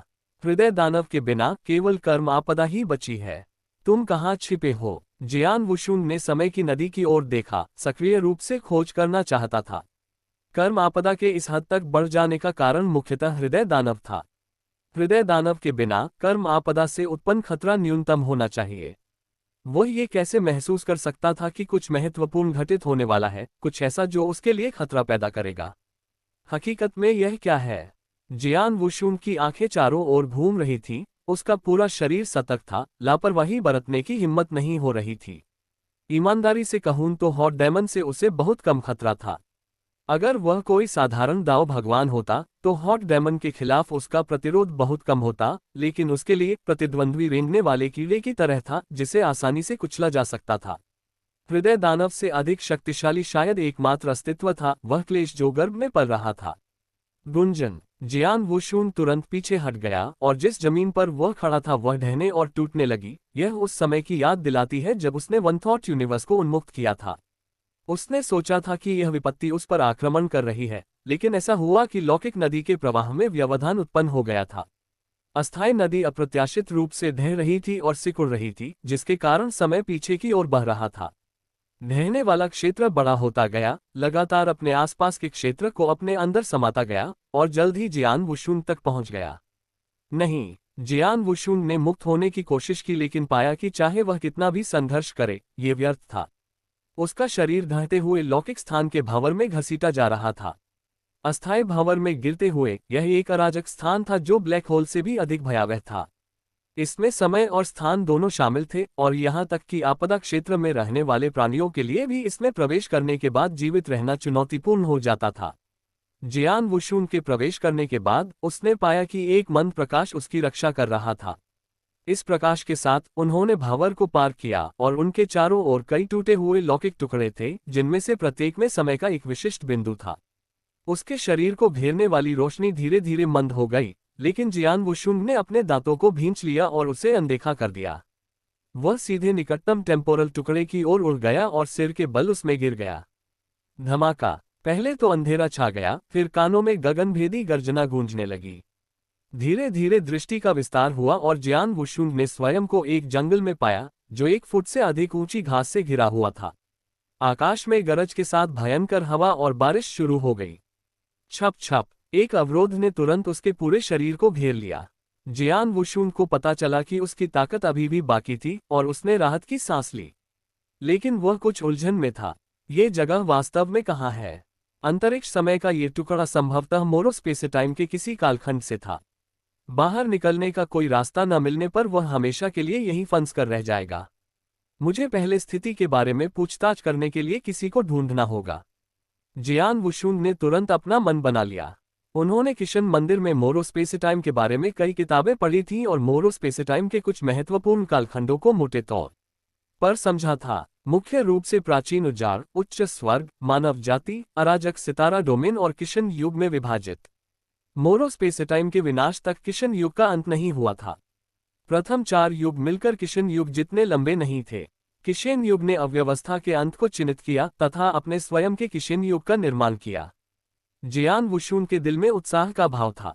शायद इस बार उसे किशन को देखने का मौका मिला था। वह बैठक कैसी होगी? यद्यपि वह जानता था कि किशन संभवतः एक चालाक व्यक्ति था जिसने अपनी मृत्यु का नाटक किया था। वह अब भी इस महान हस्ती से मिलना चाहते थे। जब वह स्तब्ध होकर खड़ा था तो कई मीटर बड़ा एक जंगली जानवर धीरे धीरे जियान वुशुंग की ओर आ रहा था। उसके नुकीले दांत खून से सने हुए थे और बारिश की बूंदें उसके फर से चिपकी हुई थीं। स्पष्टतः यह एक रक्तपिपासु प्राणी था। चीख! वह कुछ मील दूर से प्रकट हुआ और झपट्टा मारा। इस जंगली जानवर की ताकत कमजोर नहीं थी। मोरोस्पेसटाइम के शक्ति वर्गीकरण के अनुसार यह पहले से ही एक जनपूर्व जानवर था। लेकिन जियान वुशुंग की नज़र में यह सिर्फ एक साधारण राक्षसी जानवर था। शक्ति का आकस्मिक प्रदर्शन करते हुए, उसे जानबूझकर नियंत्रित किए बिना उसने पास के पहाड़ों और विशाल जंगल को सीधे नष्ट कर दिया। कभी हरी भरी रही यह भूमि तुरंत ही जले हुए अवशेषों में बदल गई। क्या मैंने बहुत ज्यादा बल प्रयोग किया? जियान वुशुंग ने अपना सिर हिलाया। फिर एक छलांग के साथ वह तुरंत उस स्थान से चला गया और मानव जाति के निशानों की खोज के लिए अपना दिमाग खोल दिया। भविष्य में उसका स्थानिक क्षेत्र ब्रह्मांडीय स्तर तक पहुंच गया और उसकी विचार शक्ति के साथ उसने पूरे ब्रह्मांड को अपने घेरे में ले लिया। उस परिमाण की मंत्रमुग्ध करने वाली शक्ति ने उसे मोहित कर लिया। यह मेरे जीवनकाल का अंत निकट था। एक बार जब वह दांव मर्ज प्राप्त कर लेता तो वह तेजी से ब्रह्मांडीय स्थानिक क्षेत्र में कदम रख सकता था। वर्तमान में उनकी मानसिक शक्ति एक उच्च स्तरीय डोमेन के विस्तार को कवर कर सकती है। स्वूश! जियान वुशुंग अचानक रुका, फिर दिशा बदलकर दक्षिण की ओर उड़ गया। इतनी बड़ी रेंज, फिर भी केवल कुछ 100 लोग हैं। ये वास्तव में कौन सा युग है? एक उच्च स्तरीय क्षेत्र का संपूर्ण क्षेत्र जिसमें मात्र 100 व्यक्ति कार्यरत थे तथा वे प्राचीन क्यूई साधना तकनीकों का अभ्यास करने वाले बुजुर्ग साधक प्रतीत होते थे। शेष आभा जंगली जानवरों से उत्पन्न हुई। यह महाद्वीप, जो तुलना से परे विशाल है, प्राचीन काल के मोरोस्पेसटाइम में एक प्रसिद्ध लौकिक गुप्त क्षेत्र से निर्मित भूमि थी, संभवतः एक ऐसी भूमि जिसने संपूर्ण ब्रह्मांड की तुलना में प्रमुखता प्राप्त की। तार्किक रूप से इस जैसे महाद्वीप पर मानव जाति का बहुत पहले ही कब्जा हो जाना चाहिए था। क्या ऐसा हो सकता है कि जो शास्त्र उसने शुरू में पढ़े थे वे गलत थे, या जिस युग में वह प्रवेश कर रहा था वह बहुत प्राचीन था, जिसमें मानवता का अभी उत्थान होना बाकी था? उन जंगली जानवरों की ताकत सराहनीय थी। उनमें से प्रत्येक पारलौकिक प्राणियों का पराक्रम प्रदर्शित कर रहा था, यहाँ तक कि उनमें से कुछ तो यानामर के स्तर तक पहुंच गए थे। प्राचीन मोरोस्पेसटाइम में शक्ति का वर्गीकरण आज की तरह विस्तृत नहीं था तथा क्षेत्र अनिश्चित एवं विविध थे। सरल शब्दों में कहें तो अमर और नश्वर थे, जो 4 महान गुप्त लोकों के साथ मेल खाते थे: सांसारिक अमर, स्वर्गीय अमर और सम्राट। नश्वर लोकों में जन्मोत्तर, जन्मपूर्व, असंख्य रूप, नवजात आत्मा और महायान शामिल थे। उन्होंने वास्तव में इन क्षेत्रों में रेंगने और उनका अनुभव करने में हजारों वर्ष बिताए थे। मोरोस्पेसटाइम के बाद के चरणों में कुछ असाधारण प्रतिभाएं स्वर्ग की अवहेलना करते हुए केवल 100 वर्षों में महायान क्षेत्र तक पहुंच सकी। असंख्य खजानों और शक्तिशाली मार्गदर्शकों के साथ वे वास्तव में कई चक्करों से बच गए। उदाहरण के लिए, जब जियान वुशुन को बंद कमरे में साधना करते समय असमंजस की स्थिति का सामना करना पड़ा, तो अन्य लोगों के पास शक्तिशाली मार्गदर्शक थे जिन्होंने उन्हें सीधे तौर पर समझने में मदद की। यद्यपि उनके गुरु कमजोर नहीं थे, फिर भी जुआन यी ने मुख्य रूप से शिक्षाओं के माध्यम से उनकी सहायता की तथा भ्रम को दूर करने के लिए बहुत कम मार्गदर्शन दिया। आखिरकार वे उसे सुचारू रूप से प्रगति नहीं करने दे सकते थे। वे प्रतिभाशाली लोग जो 100 वर्षों में महायान क्षेत्र तक पहुंचे, उनकी वर्तमान स्थिति तक नहीं पहुंच सके। ऐसा नहीं है कि वे प्रतिभाशाली लोग दाव लॉर्ड नहीं बन सकते थे, लेकिन उनमें से ज्यादातर सम्राट क्षेत्र में ही रुक गए। क्लेश क्षेत्र साधक बनने के लिए किसी को कुछ कठिनाइयों को सहना पड़ता है। अब जियान वुशुन की साधना का स्तर एक सम्राट से भी अधिक मजबूत था। सर्वोच्च शिखर पर ऐसे बहुत कम व्यक्ति थे जो उसकी शक्ति से मेल खा सकते थे। पहुंच गए। विचारों में खोया हुआ उसका आकार पहले ही मानव साधकों के समीप पहुंच चुका था। धमाका मारना। जैसे ही वह वहां पहुंचा, उसने आकाश में युद्ध की गूंजती हुई चीखें सुनी। ये पता चला कि इन मानव साधकों का सामना नवजात आत्मा क्षेत्र के बाद के चरणों में एक शक्तिशाली जंगली जानवर से हुआ था। इन साधकों में से केवल एक ही नवजात आत्मा क्षेत्र तक पहुंचा था और ऐसा लग रहा था कि वे अभी भी प्रारंभिक अवस्था में थे। नवजात आत्मा क्षेत्र एक महत्वपूर्ण साधना स्तर था। कुछ नवजात आत्मा विशेषज्ञ अपने हाथ की एक लहर से असंख्य नवजात आत्मा संस्थाओं को आसानी से नष्ट कर सकते थे। ताकत में काफी अंतर था, बिल्कुल वर्तमान स्थिति की तरह। जियान वुशुन ने बोर्ड को अपने अंगूठे पर पकड़ रखा था और एक लापरवाही भरे पल में बोर्ड गिर गया। जैसे ही वह उसे उठाने वाला था, मानव साधक उसे और अधिक देर तक नहीं पकड़ सके। वह बोर्ड की परवाह नहीं कर सकता था, वह जान बचाने के लिए तुरंत वहां पहुंचा। इस बार उसने जानबूझकर अपनी आभा को दबा दिया, लेकिन जब उसने लापरवाही से कोई कदम उठाया, तब भी इससे काफी हलचल मच गई, जिससे आकाश और पृथ्वी हिल गए। नवजात आत्मा के क्षेत्र में वह क्रूर जानवर मलबे में बदल गया और तुरंत ही गायब हो गया। जियान वुशुन पहले ही भीड़ के बीच पहुंच चुका था और उसने एक बच्चे को पालने से बचाया था। अगर वह एक पल भी और धीमा होता तो बच्चा मर जाता। उद्धारकर्ता। मानव साधकों के समूह में सबसे बुजुर्ग व्यक्ति सीधे जियान वुशुन के सामने घुटनों के बल बैठ गया। बुजुर्ग को घुटने टेकते देख अन्य लोगों ने भी ऐसा ही किया। जियान वुशुन ने एक हाथ में शिशु को पकड़ रखा था और दूसरा हाथ अपनी पीठ के पीछे रखा हुआ था, जो एक असाधारण बाहरी व्यक्ति की तरह दिख रहा था। उसने अपनी पीठ पर एक रहस्यमयी दिव्य तलवार रखी हुई थी, जो रहस्य को और बढ़ा रही थी। हालांकि वह जानता था कि समयरेखा के आधार पर इन लोगों की उम्र संभवतः किशन मंदिर से भी पुरानी थी। कृपया उठो, मैं यहाँ एकांत में हूँ और मैंने केवल इस जानवर द्वारा परेशान किए जाने के बाद हस्तक्षेप किया है। मुझे धन्यवाद देने की कोई जरूरत नहीं है। जियान वुशुन की आवाज स्थिर थी, जिसमें एक अनुभवी गुरु की हवा थी। अग्रणी बुजुर्ग कांपते हुए उठे और तुरंत अपना परिचय दिया। जूनियर चिरो वरिष्ठ को सम्मान देते हैं। मुझे आश्चर्य है कि क्या ये जगह वरिष्ठों का दाव एरेना है और हमने आपको बहुत परेशान किया है। जियान वुशुन ने हालांकि इस पर ध्यान नहीं दिया और अपनी बाहों में बच्चे को देखा। उसने पाया कि बच्चे में जन्मजात क्षमता है, माथे पर प्राचीन निशान है और पूछा, मुझे बच्चे के माथे पर कुछ असामान्य निशान दिखाई दे रहे हैं। क्या यह आपके कबीले का कुलदेवता है? इस युग में उसे अधिक स्पष्ट समझ थी। ये संभवतः उच्च स्वर्ग के युग का अंत था। उच्च स्वर्ग युग में जन्म लेने वालों के पास जनजातीय कुलदेवता होंगे। हाँ, बुजुर्ग के हाथों में ये बच्चा मेरा पोता है, जिसका जन्म कुछ समय पहले ही हुआ है। बुजुर्ग ने आदरपूर्वक उत्तर दिया। आंतरिक रूप से प्रेरित होकर उनका कबीला इस क्षेत्र में लाखों वर्षों तक बिना किसी महायान साधक को पैदा किए जीवित रहा। उनके सामने दिखने वाला युवा व्यक्ति संभवतः महायान साधक था। यदि वह पोते को अपना शिष्य बना लेता, तो उनके कबीले को अंततः एक महायान साधक मिल सकता था, जो उन्हें इस जंगल को छोड़ने और मानव क्षेत्र की पवित्र भूमि में प्रवेश करने के योग्य बनाता। इससे उनके कबीले का भाग्य बदल जाएगा। अभी अभी पैदा हुआ है और टोटेम पहले से ही प्रकट हो रहा है। आपके पोते में बहुत अच्छी प्रतिभा है। जियान वुशुन ने सिर हिलाया। यद्यपि उन्हें मोरोस्पेसटाइम के बारे में सीमित जानकारी थी, फिर भी वे मूल बातें समझते थे। शिशु के माथे पर स्थित टोटेम इतनी जल्दी प्रकट हो गया, भविष्य में ये संभवतः एक नवजात आत्मा क्षेत्र साधक बन जाएगा। महायान क्षेत्र के लिए आशा थी। निस्संदेह उनसे मुलाकात करने से महायान क्षेत्र तक पहुंचना आसान हो जाएगा। एक ही बिंदु से सभी चीजों की शक्ति शिशु के माथे में प्रवेश कर गई। सभी चीजों की शक्ति का अनुसरण करते हुए विचार शक्ति का एक धागा बच्चे के शरीर में प्रवेश कर रहा था। विचार शक्ति के शिशु के शरीर में प्रवेश करने के बाद एक विशाल रक्त शक्ति ने तुरंत जियान वुशुन के हाथ को सुन्न कर दिया। यह आसान नहीं है, जियान वुशुन ने मन ही मन सोचा। इस शिशु का भविष्य असाधारण था, वह इसके बारे में जांच भी नहीं कर सका। सभी चीजों की इस शक्ति को एक प्रकार का सौभाग्य माना जा सकता है। बूढ़े व्यक्ति ने ईर्ष्या से देखा, उसे महसूस हो रहा था कि उसके पोते में एक शक्तिशाली शक्ति प्रवेश कर गई है, और उसका हृदय खुशी से भर गया। जैसे ही वह जियान वुशुन के नेतृत्व का अनुसरण करते हुए बोलना जारी रखने वाला था, जियान वुशुन ने बीच में ही टोक दिया। मेरे पास कुछ महत्वपूर्ण काम है, इसलिए मैं अब आपको परेशान नहीं करूंगा, जियान वुशुन ने कहा और जाने के लिए खड़ा हो गया। मानव जाति की पवित्र भूमि। वह कहाँ जाना चाहता था?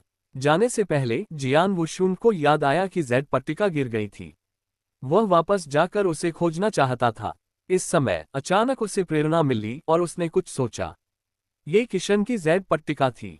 वह इसे इस स्पेस टाइम में लाया, जिसका मतलब था कि अब दो समान जेड पट्टिकाएं थीं। यदि ऐसा होता तो संभवतः उसके हाथ की पट्टिका गायब हो जाती। हालांकि पट्टिका गायब नहीं हुई थी और किशन अभी तक प्रकट नहीं हुआ था।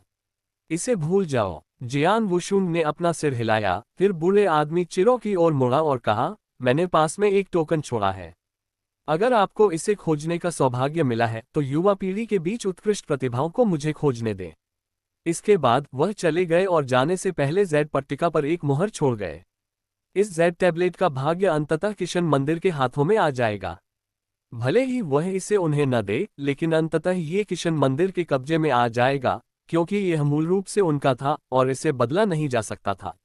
जब जियान वुशुन ने मुहर तोड़ दी और चला गया, तो मानव साधकों का समूह उस शिशु को छोड़कर जिसे जियान वुशुन ने पकड़ रखा था, सभी पागलों की तरह चिन्ह की खोज में लग गए।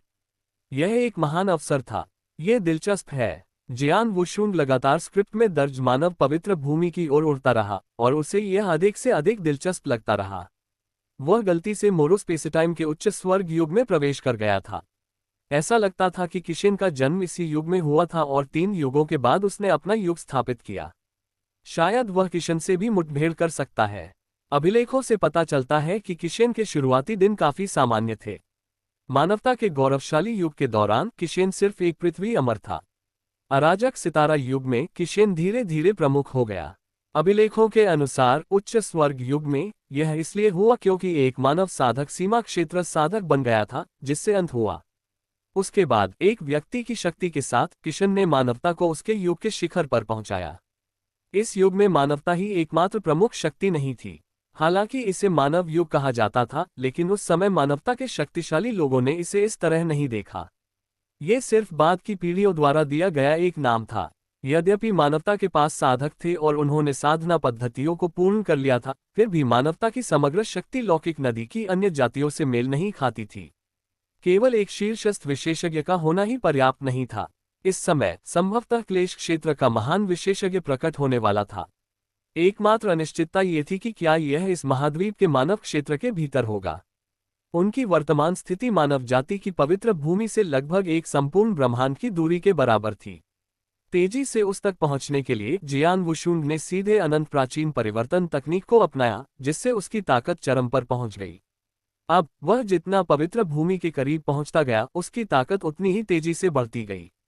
चाहे यह अच्छी या बुरी घटना थी, लेकिन उसने इसके बारे में पहले कभी नहीं सुना था। परिणामस्वरूप उनकी शक्ति पहले ही बढ़ चुकी थी तथा पारंपरिक शक्ति के शिखर को पार कर चुकी थी।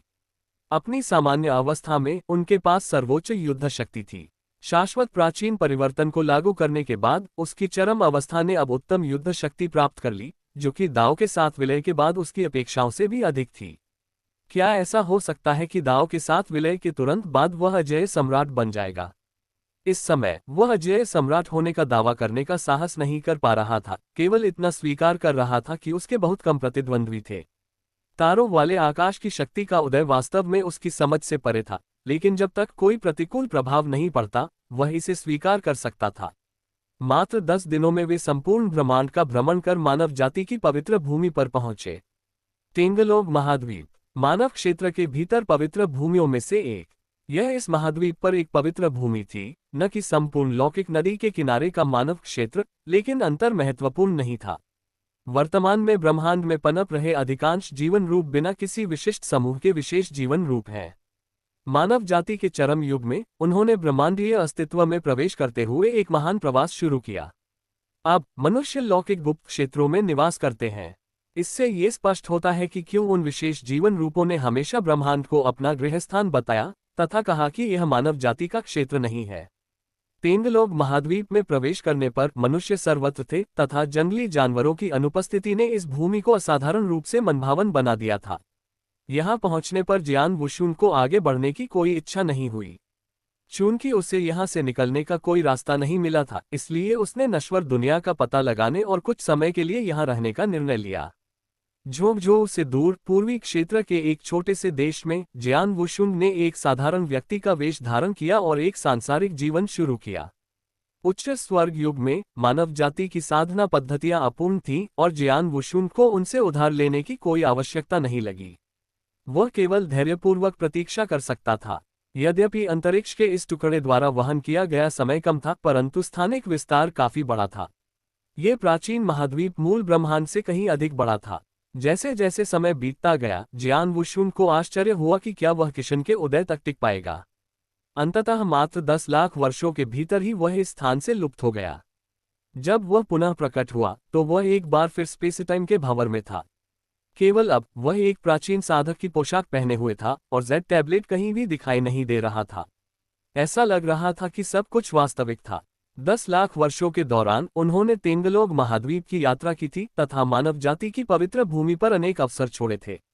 यद्यपि ये अवसर केवल नश्वर लोगों के लिए ही उपयोगी थे, फिर भी वे मानव जाति के इतिहास के कुछ पहलुओं को बदल सकते थे तथा जनजातियों के शिखर तक उनके उत्थान को गति दे सकते थे।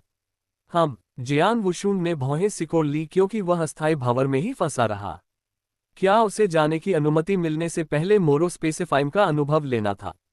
स्विश! जियान वुशुन एक बार फिर टेलीपोर्ट हो गया और समय और अंतरिक्ष के एक विशाल टुकड़े में प्रवेश कर गया। पिछली बार की तरह जब अंधेरा छट गया तो उसे वर्तमान समय रेखा दिखाई दी। गांव उजाड़ था, हर जगह जंगली घास उगाई थी और फूस के घरों से हल्का धुआं उठ रहा था। यह एक नश्वर गांव था। आसपास जीवन शक्ति का कोई निशान नहीं था। इस बार यह अराजक सितारा क्षेत्र का युग था। मानव जाति ने ब्रह्मांड में बड़े पैमाने पर प्रवास किया था। वह एक विशाल ब्रह्मांड में था जहां यद्यपि अधिकांश भाग अभी भी सांसारिक था, तथापि वहां पहले से ही काफी साधक मौजूद थे। इस दुनिया में पहले से ही सम्राट मौजूद थे।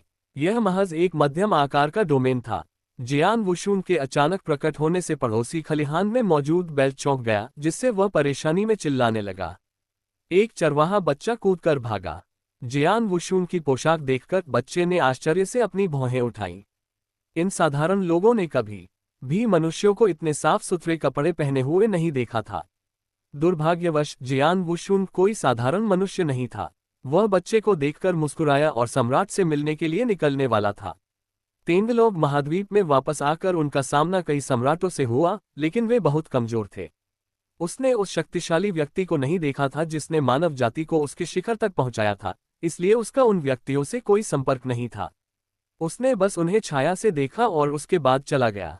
इस बार उसे एक से अधिक सम्राटों का आभास हुआ। संपूर्ण विश्व संप्रदाय में कम से कम सैकड़ों सम्राट थे और उनकी ताकत बहुत जबरदस्त थी। अराजक तारे के युग में किशिन मंदिर पहले से ही उदय हो चुका था, जिससे उसे किशिन के मामलों के बारे में पूछताछ करने का सही अवसर मिला।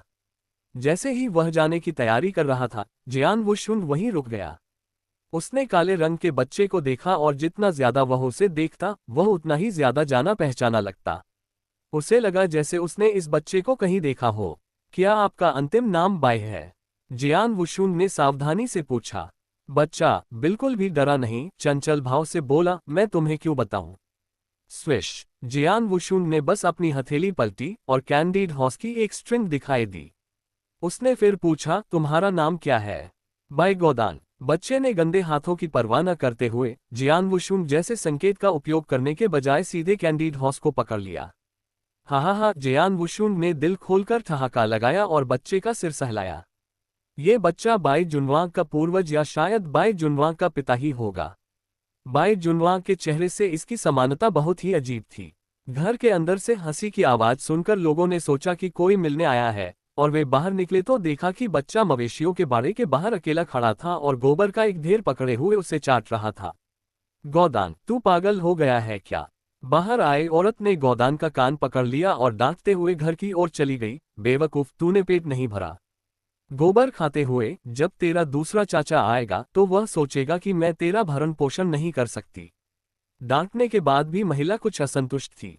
उसने गौदान के नितंबों पर 2-4 लात मारते हुए कहा, इस बार जब तुम्हारा दूसरा चाचा आए तो शहर जाकर किक्सवानमेन का शिष्य बनने के लिए तैयार रहना। कुछ वादा करना, क्या तुम मेरी बात सुन रहे हो? बादलों में उड़ते हुए जियान वुशुन मुस्कुराए बिना नहीं रह सके। यह एहसास बहुत अजीब था। अब उसे समझ में आया कि उसके गुरु जुवान यी ने क्यों कहा था कि वह भविष्य में उसका इंतजार कर रहे हैं। जुवान यी ने संभवतः उनके समयरेखा में प्रवेश करने के लिए इसी प्रकार के साधनों का उपयोग किया होगा। इससे ये भी संकेत मिलता है कि भविष्य में उनकी समय सीमा भी बिखर जाएगी। या शायद जुवान यी के पास अतीत के किसी निश्चित बिंदु से शिष्यों का चयन करते हुए किसी विशिष्ट समय अवधि में प्रवेश करने के लिए अन्य तरीके थे। हालांकि वह थोड़ा अलग था, वह अतीत की समय सीमाओं से भविष्य में जाना चाहता था, ये देखने के लिए कि किशन वास्तव में क्या योजना बना रहा था। पुनरुत्थान इतना सरल नहीं था, यह अविश्वसनीय रूप से जटिल था। वास्तव में किस प्रकार की शक्ति की आवश्यकता थी? उसे तैयार रहने की जरूरत थी। उसकी आभा बाहर आ गई। इस बार उसे सक्रिय रूप से खोजने की आवश्यकता नहीं थी। जब तक वह सम्राट की आभा उत्सर्जित करता रहेगा तब तक वह शक्तिशाली सम्राट स्तर के प्राणियों को व्यक्तिगत रूप से आकर्षित करेगा। एक हरे भरे चट्टान की चोटी पर जियान वुशुन वहीं रुक गया। हल्के नीले आकाश में अचानक एक चमकदार ज्योति प्रकट हुई और क्षण भर में एक ऊंचे मुकुट वाला एक प्रतिष्ठित व्यक्ति प्रकट हुआ। क्या मैं आपके सम्मानित नाम के बारे में पूछ सकता हूं और आप मेरे दाव अखाड़े में क्यों आए हैं? अहंकार से भरा वह आदमी एक ऊंचे स्थान से नीचे की ओर देख रहा था। जियान वुशुन ने धीरे से अपना हाथ उठाया, खाली जगह में एकमात्र पकड़, और आसानी से अहंकारी मुद्रा में खड़े उस आदमी को पकड़ लिया। मैं एक सवाल पूछता हूं, तुम जवाब दो। अगर तुम कुछ छुपाने की हिम्मत करो तो मैं तुम्हारी मौत को असहनीय बना दूंगा। धमकी भरा स्वर गूंज उठा क्योंकि जियान वुशुन ने अपना प्रभुत्व दिखाया। दुर्जय, सम्राट इतना भयभीत हो गया कि वह जोर से सांस लेने की हिम्मत नहीं जुटा पाया, क्योंकि जियान वुशुन ने अपनी आभा के हर हिस्से को दबा दिया था। यह अभिमानी व्यक्ति केवल एक तृतीय श्रेणी का सम्राट था और उसका मूल स्रोत दाव अभी भी कमजोर था, जो कि केवल चतुर्थ श्रेणी का मूल स्रोत दाव प्रतीत होता था। ऐसा चरित्र किशन मंदिर के 4 महान गुप्त क्षेत्रों में उल्लेख करने लायक भी नहीं था। वर्तमान मूल ब्रह्मांड की तो बात ही छोड़िए, जहां बहुत उच्च कद के प्राणी मौजूद थे। वरिष्ठ, मेरी जान बख्श दो, फिर मैं बोलूंगा। घमंडी आदमी ने तुरंत दया की भीख मांगी। दोनों के बीच का अंतर बहुत बड़ा था, यहाँ तक कि उसके स्वामी के पास भी पूरी संभावना है इतनी जबरदस्त दमनकारी शक्ति नहीं थी। तुम्हारा नाम क्या है और तुम्हारा मालिक कौन है? जूनियर का नाम वू टोंग है। मेरे गुरु दाववादी झूहुओ हैं जो उजाड़ सम्राट के अच्छे दोस्त हैं। जियान वुशुन ने भयावह ढंग से मुस्कुराते हुए कहा, क्या आप मुझे धमकाने की कोशिश कर रहे हैं? बोलते समय उसने अधिक बल लगाया जिससे वू टोंग का चेहरा लाल और बैंगनी हो गया। जूनियर, हिम्मत मत करो, मैं सिर्फ सच बोल रहा हूं। तुम्हारी शक्ल किसी ऐसे व्यक्ति से मिलती जुलती है जिसे मैं जानता था, इसलिए मैं तुम्हारी जान बख्श दूंगा। जियान वुशुन ने वुटोंग को एक तरफ फेंक दिया। वुटोंग, वू जुओ। उसे सचमुच डर था कि दूसरे व्यक्ति का वू जुओ से कोई संबंध है। आखिरकार वह एक सम्राट थे और एक असाधारण पृष्ठभूमि के साथ उनके वंशजों के किशन के युग में उज्ज्वल रूप से चमकने की संभावना थी। वह विशेष रूप से दूसरे पक्ष द्वारा उल्लिखित उजाड़ सम्राट से बहुत प्रभावित था। किशन मंदिर 3 दिव्य गुरुओं में से एक उजाड़ दिव्य गुरु। इस दिव्य गुरु ने एक बार महान उजाड़ जंगल को बचाया था। उसे यह बात अच्छी तरह याद थी। अभी भी एक सम्राट के रूप में वह जाकर मोरो स्पेसिटाइम के मामलों के बारे में पूछताछ कर सकता था और संयोगवश किशन के बारे में अधिक जान सकता था। वीरान आभा तीव्र थी, वह इसे स्पष्ट रूप से महसूस कर सकता था। इस बार उसने अपनी आभा को छिपाया और वीरान की दिशा में आगे बढ़ना शुरू कर दिया। अपनी आभा को छुपाने के कारण इस ब्रह्मांड में कोई भी उसे नहीं पहचान सका। इस युग में बहुत कम लोग उसे खोज सके। वर्तमान युग में संभवतः मानव क्षेत्र के पारलौकिक विशेषज्ञ केवल मुट्ठी भर ही थे और उनकी ताकत अपेक्षाकृत कमजोर थी। केवल 1 घंटे के समय में वह उस क्षेत्र में पहुंच गया जहां डेसोलेशन स्थित था। दूरी इतनी कम नहीं थी, लेकिन मूल ब्रह्मांड में उड़ना लौकिक नदी की तुलना में बहुत तेज था और इसमें कोई प्रतिरोध भी नहीं था। क्योंकि मूल ब्रह्मांड में अंतरिक्ष अधिक शुद्ध था, उसमें लौकिक नदी का भारीपन नहीं था तथा समय अंतरिक्ष के भीतर ही संघनित था। इसे नष्ट करना अत्यंत कठिन था और यहाँ तक कि उड़ान भी अविश्वसनीय रूप से धीमी हो गई थी। नजदीक से देखने पर जियान वुशुंग ने तुरंत ही विनाश सम्राट हुआंग की ताकत को पहचान लिया, जो सर्वोच्च शिखर स्तर पर एक पूर्ण मंच विशेषज्ञ था। पुस्तकों में दर्ज अभिलेखों के अनुसार अराजक तारा युग के अंतिम समय में हुआन क्लेश क्षेत्र में पहुंचा और फिर किशन के पीछे पीछे एक नए युग में प्रवेश किया। किशन के प्रारंभिक दिनों में 3 दिव्य गुरुओं और किशन के बीच अंतर महत्वपूर्ण नहीं था, लेकिन जैसे जैसे समय बीतता गया असमानता अधिक स्पष्ट हो गई। जब किशन 7 क्लेश क्षेत्र में पहुंचा तो 3 दिव्य गुरु केवल 5 क्लेश क्षेत्र में थे। केवल एक व्यक्ति का किशन के साथ सबसे छोटा अंतर था और वह थी मी शेंग। जियान वुशुंग वास्तव में उस बुरे आदमी को ढूंढना चाहता था और इस अवसर का उपयोग करके अपना हिसाब बराबर करना चाहता था तथा अपनी भावनाओं को शांत करना चाहता था। इसके अलावा वह दूसरे व्यक्ति को ये याद दिलाना चाहता था कि वह भविष्य में जियान वुशुंग नाम के किसी व्यक्ति की मदद जरूर करे। दुर्भाग्यवश वह मी शेंग को ढूंढ नहीं सका। शायद उस आदमी ने अपना नाम बदल लिया था। यदि उसे मी शेंग मिल गया और उसे एहसास हुआ कि वह क्लेश क्षेत्र में है और उसे हरा नहीं सकता, तो ये भी परेशानी वाली बात होगी। खैर, बेहतर है कि पहले हुआन को ढूंढा जाए और उससे बात की जाए। जैसे ही वह वहां पहुंचा, जियान वुशुंग को संघर्ष में एक हिंसक शक्ति का एहसास हुआ। जियान वुशुंग ने उस दिशा में देखा और देखा कि एक विशाल मैदान में हुआंग एक क्रूर जानवर से लड़ रहा था। उस क्रूर जानवर की ताकत बहुत अधिक थी, यहाँ तक कि वह 8 भुजाओं वाले जानवर सम्राट से भी अधिक शक्तिशाली थी, जिसने ब्रॉली से युद्ध किया था। सर्वोच्च शिखर की शक्ति रखने के बावजूद हुआंग से मुठभेड़ दुर्भाग्यपूर्ण थी। लगातार रौंदा जा रहा है। जियान वुशुंग की दिलचस्पी बढ़ी और उसने सीधे उड़ान भरने का फैसला किया। हुआंग पूरी तरह से युद्ध में मग्न था, इसलिए उसे जियान वुशुंग के आने का पता नहीं चला। हालांकि आसपास खड़े कुछ सम्राटों ने उसे देख लिया। आप कौन हैं? आसपास के कई सम्राटों ने तुरंत जियान वुशुंग को रोक लिया। जियान वुशुंग ने अपनी तर्जनी उंगली अपने होठों पर रखकर उन लोगों को संकेत दिया कि वे हुआन को परेशान न करें जो अभी भी युद्ध में था। उसकी धमकी के तहत इन लोगों ने आश्चर्यजनक रूप से आज्ञाकारी ढंग से चुप रहना चुना तथा अपनी जगह पर खड़े होकर जियान वुशुंग को देखते रहे। उसी समय उसकी गर्दन के चारों ओर अनेक स्पष्ट रूप से दिखाई देने वाली छोटी तलवारें तैर रही थीं। यदि वे आवाज करने की हिम्मत करते तो जियान वुशुंग को उत्तेजना के लिए पहले से ही कुछ सम्राटों की हत्या करने में कोई आपत्ति नहीं थी। अखाड़े में हुआंग एक प्राचीन जंगली आदमी की तरह नंगे पांव और बिखरे बालों के साथ एक पत्थर की कुल्हाड़ी चला रहा था। प्रत्येक प्रहार से वह जंगली जानवर अनिवार्य रूप से घायल हो जाता। 17वीं बार हुआंग गुस्से से चिल्लाया। एक और झटके के साथ वह जंगली जानवर चीख उठा और उसके बाद पूरी तरह से चुप हो गया।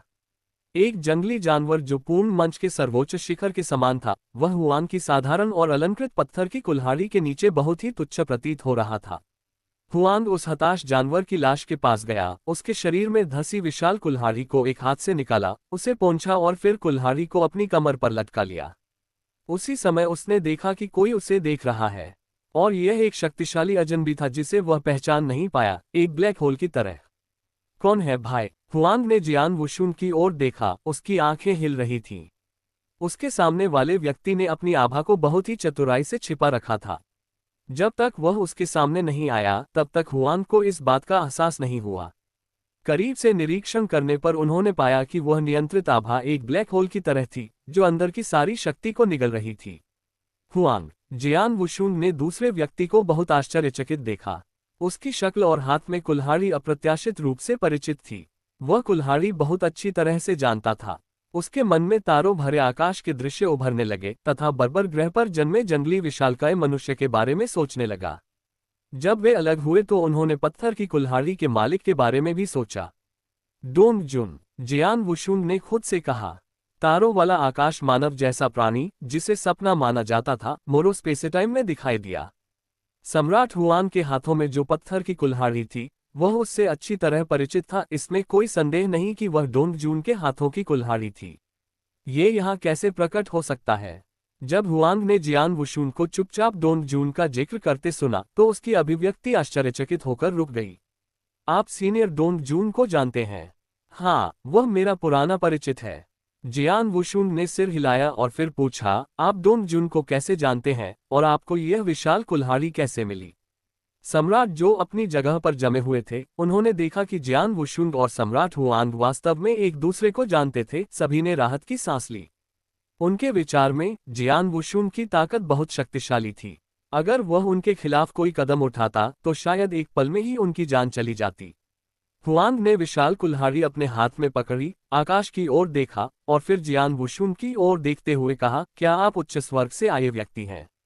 उच्चतर स्वर्ग। चूंकि उच्चतर स्वर्ग नष्ट हो गया, इसलिए उच्चतर स्वर्ग का युग भी समाप्त हो गया। हुआंग के हाथ में पत्थर की कुल्हाड़ी उच्च स्वर्ग से आई थी। ये कहना अतिशयोक्ति नहीं होगी कि यह उच्चतर स्वर्ग से प्राप्त उपहार था। उच्चतर स्वर्ग का टूटना संसार के लिए एक आपदा थी, किंतु साधकों के लिए यह एक अवसर भी था, क्योंकि उच्चतर स्वर्ग के भीतर अनगिनत खजाने और असंख्य विरासतें छिपी हुई हैं। ये विरासतें और खजाने अस्थायी नदी में बिखरे हुए हैं, जो तारों से भरे रहस्यों का निर्माण करते हैं।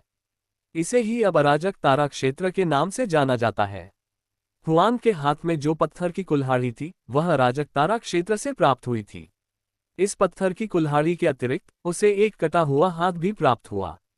हाथ ने पत्थर की कुल्हाड़ी को कसकर पकड़ लिया। ये समझते हुए कि हुआंग को पत्थर की कुल्हाड़ी क्यों मिली, जियान वुशुन के दिल में और भी अधिक संदेह था। इस हद तक कि उन्होंने किशेन मंदिर के मामलों के बारे में पूछताछ करने की भी जहमत नहीं उठाई। ये पत्थर की कुल्हाड़ी उच्च स्वर्ग से आए है। संभवतः ये पिछले युग से छोड़ा गया खजाना है, या कोई छिपा हुआ खजाना है जो तारों वाले आकाश से उतरा है। यदि यह वास्तव में वैसा ही है जैसा उन्होंने अनुमान लगाया है, तो डोंग जून और कभी अस्तित्व में रहे तारे प्राचीन मोरोस्पेसिटाइम से भी बहुत पुराने हैं। पत्थर की कुल्हाड़ी पर अंकित रूनों को देखकर लगता है कि वे निश्चित रूप से ब्रह्मांडीय स्तर के रून हैं।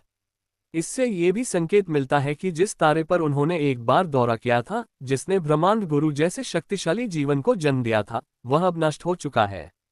जियान वुशुन को यह उम्मीद नहीं थी कि अनजाने में ही वह और भी प्राचीन युग में पहुंच गया था। हालांकि उस समय और स्थान के बारे में उनकी समझ सीमित थी। इसके अलावा जब उन्होंने वह सितारा छोड़ा तो उनके ऊपर कोई यान अमर भी नहीं था। उन्होंने कभी नहीं सोचा था कि यह सितारा इस हद तक फैल सकता है। क्या मैं देख सकता हूँ? जियान वुशुन ने पूछा। हुआंग उदार था और उसने सीधे पत्थर की कुल्हाड़ी सौंप दी। पत्थर की कुल्हाड़ी लेते हुए जियान वुशुन की विचार शक्ति ने उसमें प्रवेश किया और तारों वाले आकाश की शक्ति तुरंत उसके हाथ से फूट पड़ी। तारों भरे आकाश की शक्ति को सहन करने के बाद पत्थर की कुल्हाड़ी की शक्ति पहले से अरबों गुना अधिक मजबूत हो गई। बल ने उस सरनी को तोड़ दिया जिसने क्षेत्र को सील कर दिया था। हुआंग को यह देखकर आश्चर्य हुआ कि जियान वुशुन पत्थर की कुल्हाड़ी की शक्ति को पूरी तरह से मुक्त कर सकता है, और झटके से उसका शरीर बार बार पीछे की ओर धकेला जा रहा था। वरिष्ठ हुआंग सीधे घुटनों के बल बैठ गया। जियान वुशुन की कनपटी फड़क उठी और पत्थर की कुल्हाड़ी से भिनभिनाने जैसी ध्वनि निकली, मानो वह अपने मूल मालिक के पास वापस लौटने की खुशी मना रही हो। वास्तव में वह असली मालिक नहीं था। इस पत्थर की कुल्हाड़ी का पहला पीढ़ी का मालिक वही था जिसने स्वर्ग और पृथ्वी को खोल दिया था। उन्हें दूसरी पीढ़ी का मालिक भी नहीं माना जा सकता था। उन्होंने बस इसकी मरम्मत की और डोंग जून को दे दिया। अप्रत्याशित रूप से ये छोटा सा लड़का इस पत्थर की कुल्हाड़ी को इतने शक्तिशाली खजाने में बदल सकता है। डोंग जून की ताकत कम से कम 3 संकटों के दायरे से परे एक महाशक्ति के बराबर थी। केवल वे लोग जो ब्रह्मांड पर प्रभुत्व प्राप्त कर लेते हैं, ब्रह्मांड गुरु बन जाते हैं, वे ही ब्रह्मांड खजाने का पोषण कर सकते हैं। साधारण क्लेश क्षेत्र के साधक इसे प्राप्त नहीं कर सकते थे। यदि डोंग जून इतना शक्तिशाली था तो उसके सस्ते शिष्य का क्या हुआ? फूझू मानव कबीले की पहली पीढ़ी के मुखिया। डोंग जून ब्रह्मांड मास्टर बन सकता है और फूझू की ताकत शायद बहुत कमजोर नहीं होगी, लेकिन अब तक तो उसे गिर जाना चाहिए था। एक पल के लिए जियान वुशुन का आत्मविश्वास बढ़ गया। यह संभव था कि उसका शिष्य ब्रह्मांड गुरु हो, और यहां तक कि उसके वंशज भी ब्रह्मांड गुरु हो सकते हैं। जियान वुशुन ने उत्सुकता से पूछा, इस पत्थर की कुल्हाड़ी के अलावा आपने और क्या प्राप्त किया है? वह ये जानने के लिए उत्सुक था कि उच्च स्वर्ग के भीतर क्या पोषित किया गया था। हुआंग ने सावधानी से पत्थर की कुल्हाड़ी ली और सम्मानपूर्वक उत्तर दिया, शुरुआत में मैं समय के ताने बाने में दरार में प्रवेश करने के लिए केवल भाग्यशाली था। इसके बाद मैंने खुद को आंशिक रूप से टूटे हुए ग्रह पर पाया, जहां केवल एक कटा हुआ हाथ और एक पत्थर की कुल्हाड़ी थी। बोलने के बाद हुआंग ने सीधे कटा हुआ हाथ बाहर निकाला और उसमें से निकलने वाली शक्ति अत्यंत भयानक थी। जियान वुशुन ने इस कटे हुए हाथ को गहराई से देखा और उससे अधिकाधिक परिचित होता गया। ये कटा हुआ हाथ सिर्फ एक साधारण भौतिक शरीर था जिसमें कोई दिव्य शरीर नहीं था। हालांकि मांस का घनत्व उसके अपने शरीर के घनत्व के समान ही था। ये निस्संदेह एक नवशोधन भौतिक शरीर था। जियान वुशुन ने अपना हाथ बढ़ाया और उसे धीरे से सहलाया। जैसे ही उसने उसे छुआ, उसकी भौहें सिकुड़ गईं। हाथ में उसे एक परिचित शक्ति का एहसास हुआ। ये भौतिक शरीर और दिव्य शरीर के बीच सम्मिलन की शक्ति थी, साथ ही मूल स्रोत की परिचित आभा भी थी। ये सचमुच उसका अपना हाथ था। जियान वुशुन सीधे कई कदम पीछे हट गया, फिर अपनी हथेली पर बने पैटर्न को देखा और अपने हाथ की रेखाओं की जांच की। ऊपर दिए गए पैटर्न बिल्कुल उसकी हथेली पर मौजूद पैटर्न जैसे ही थे। इसे कैसे समझाया जा सकता है? उसके लिए एक हाथ कुछ भी नहीं था, लेकिन हाथ स्पष्ट रूप से पत्थर की कुल्हाड़ी से कटा हुआ था, जिससे बहुत कुछ स्पष्ट हो गया। ऐसा लगता है कि अतीत में डोंग जून के साथ उसकी बहुत बड़ी लड़ाई हुई थी, जिसके परिणामस्वरूप उसका हाथ कट गया था। पत्थर की कुल्हाड़ी वहीं छोड़ दी गई थी। हालांकि ऐसी अटकलें पूरी तरह सही नहीं थीं। स्टाररी स्काई छोड़ने के बाद वह कभी वापस नहीं लौटा। ये बात समझ में नहीं आई। क्या ऐसा हो सकता है कि उसका भविष्य का स्वरूप पुनः तारों वाले आकाश में जाए, डोंग जून के साथ युद्ध में शामिल हो और प्रतिद्वंद्वी द्वारा उसका हाथ काट दिया जाए? या तो वह या ये हाथ उसका नहीं था। हालांकि मूल स्रोत की आभा उसे धोखा नहीं देगी। मूल स्रोत की आभा उसकी अपनी आभा से बहुत मिलती जुलती थी। जीवन की शक्ति। ये सोचते ही जियान वुशुन को अचानक समझ आ गया। ये बहुत संभव था कि डोंग जून के साथ उसका संघर्ष उसके साथ द्वंद्व युद्ध नहीं था, बल्कि मी शेन के साथ था।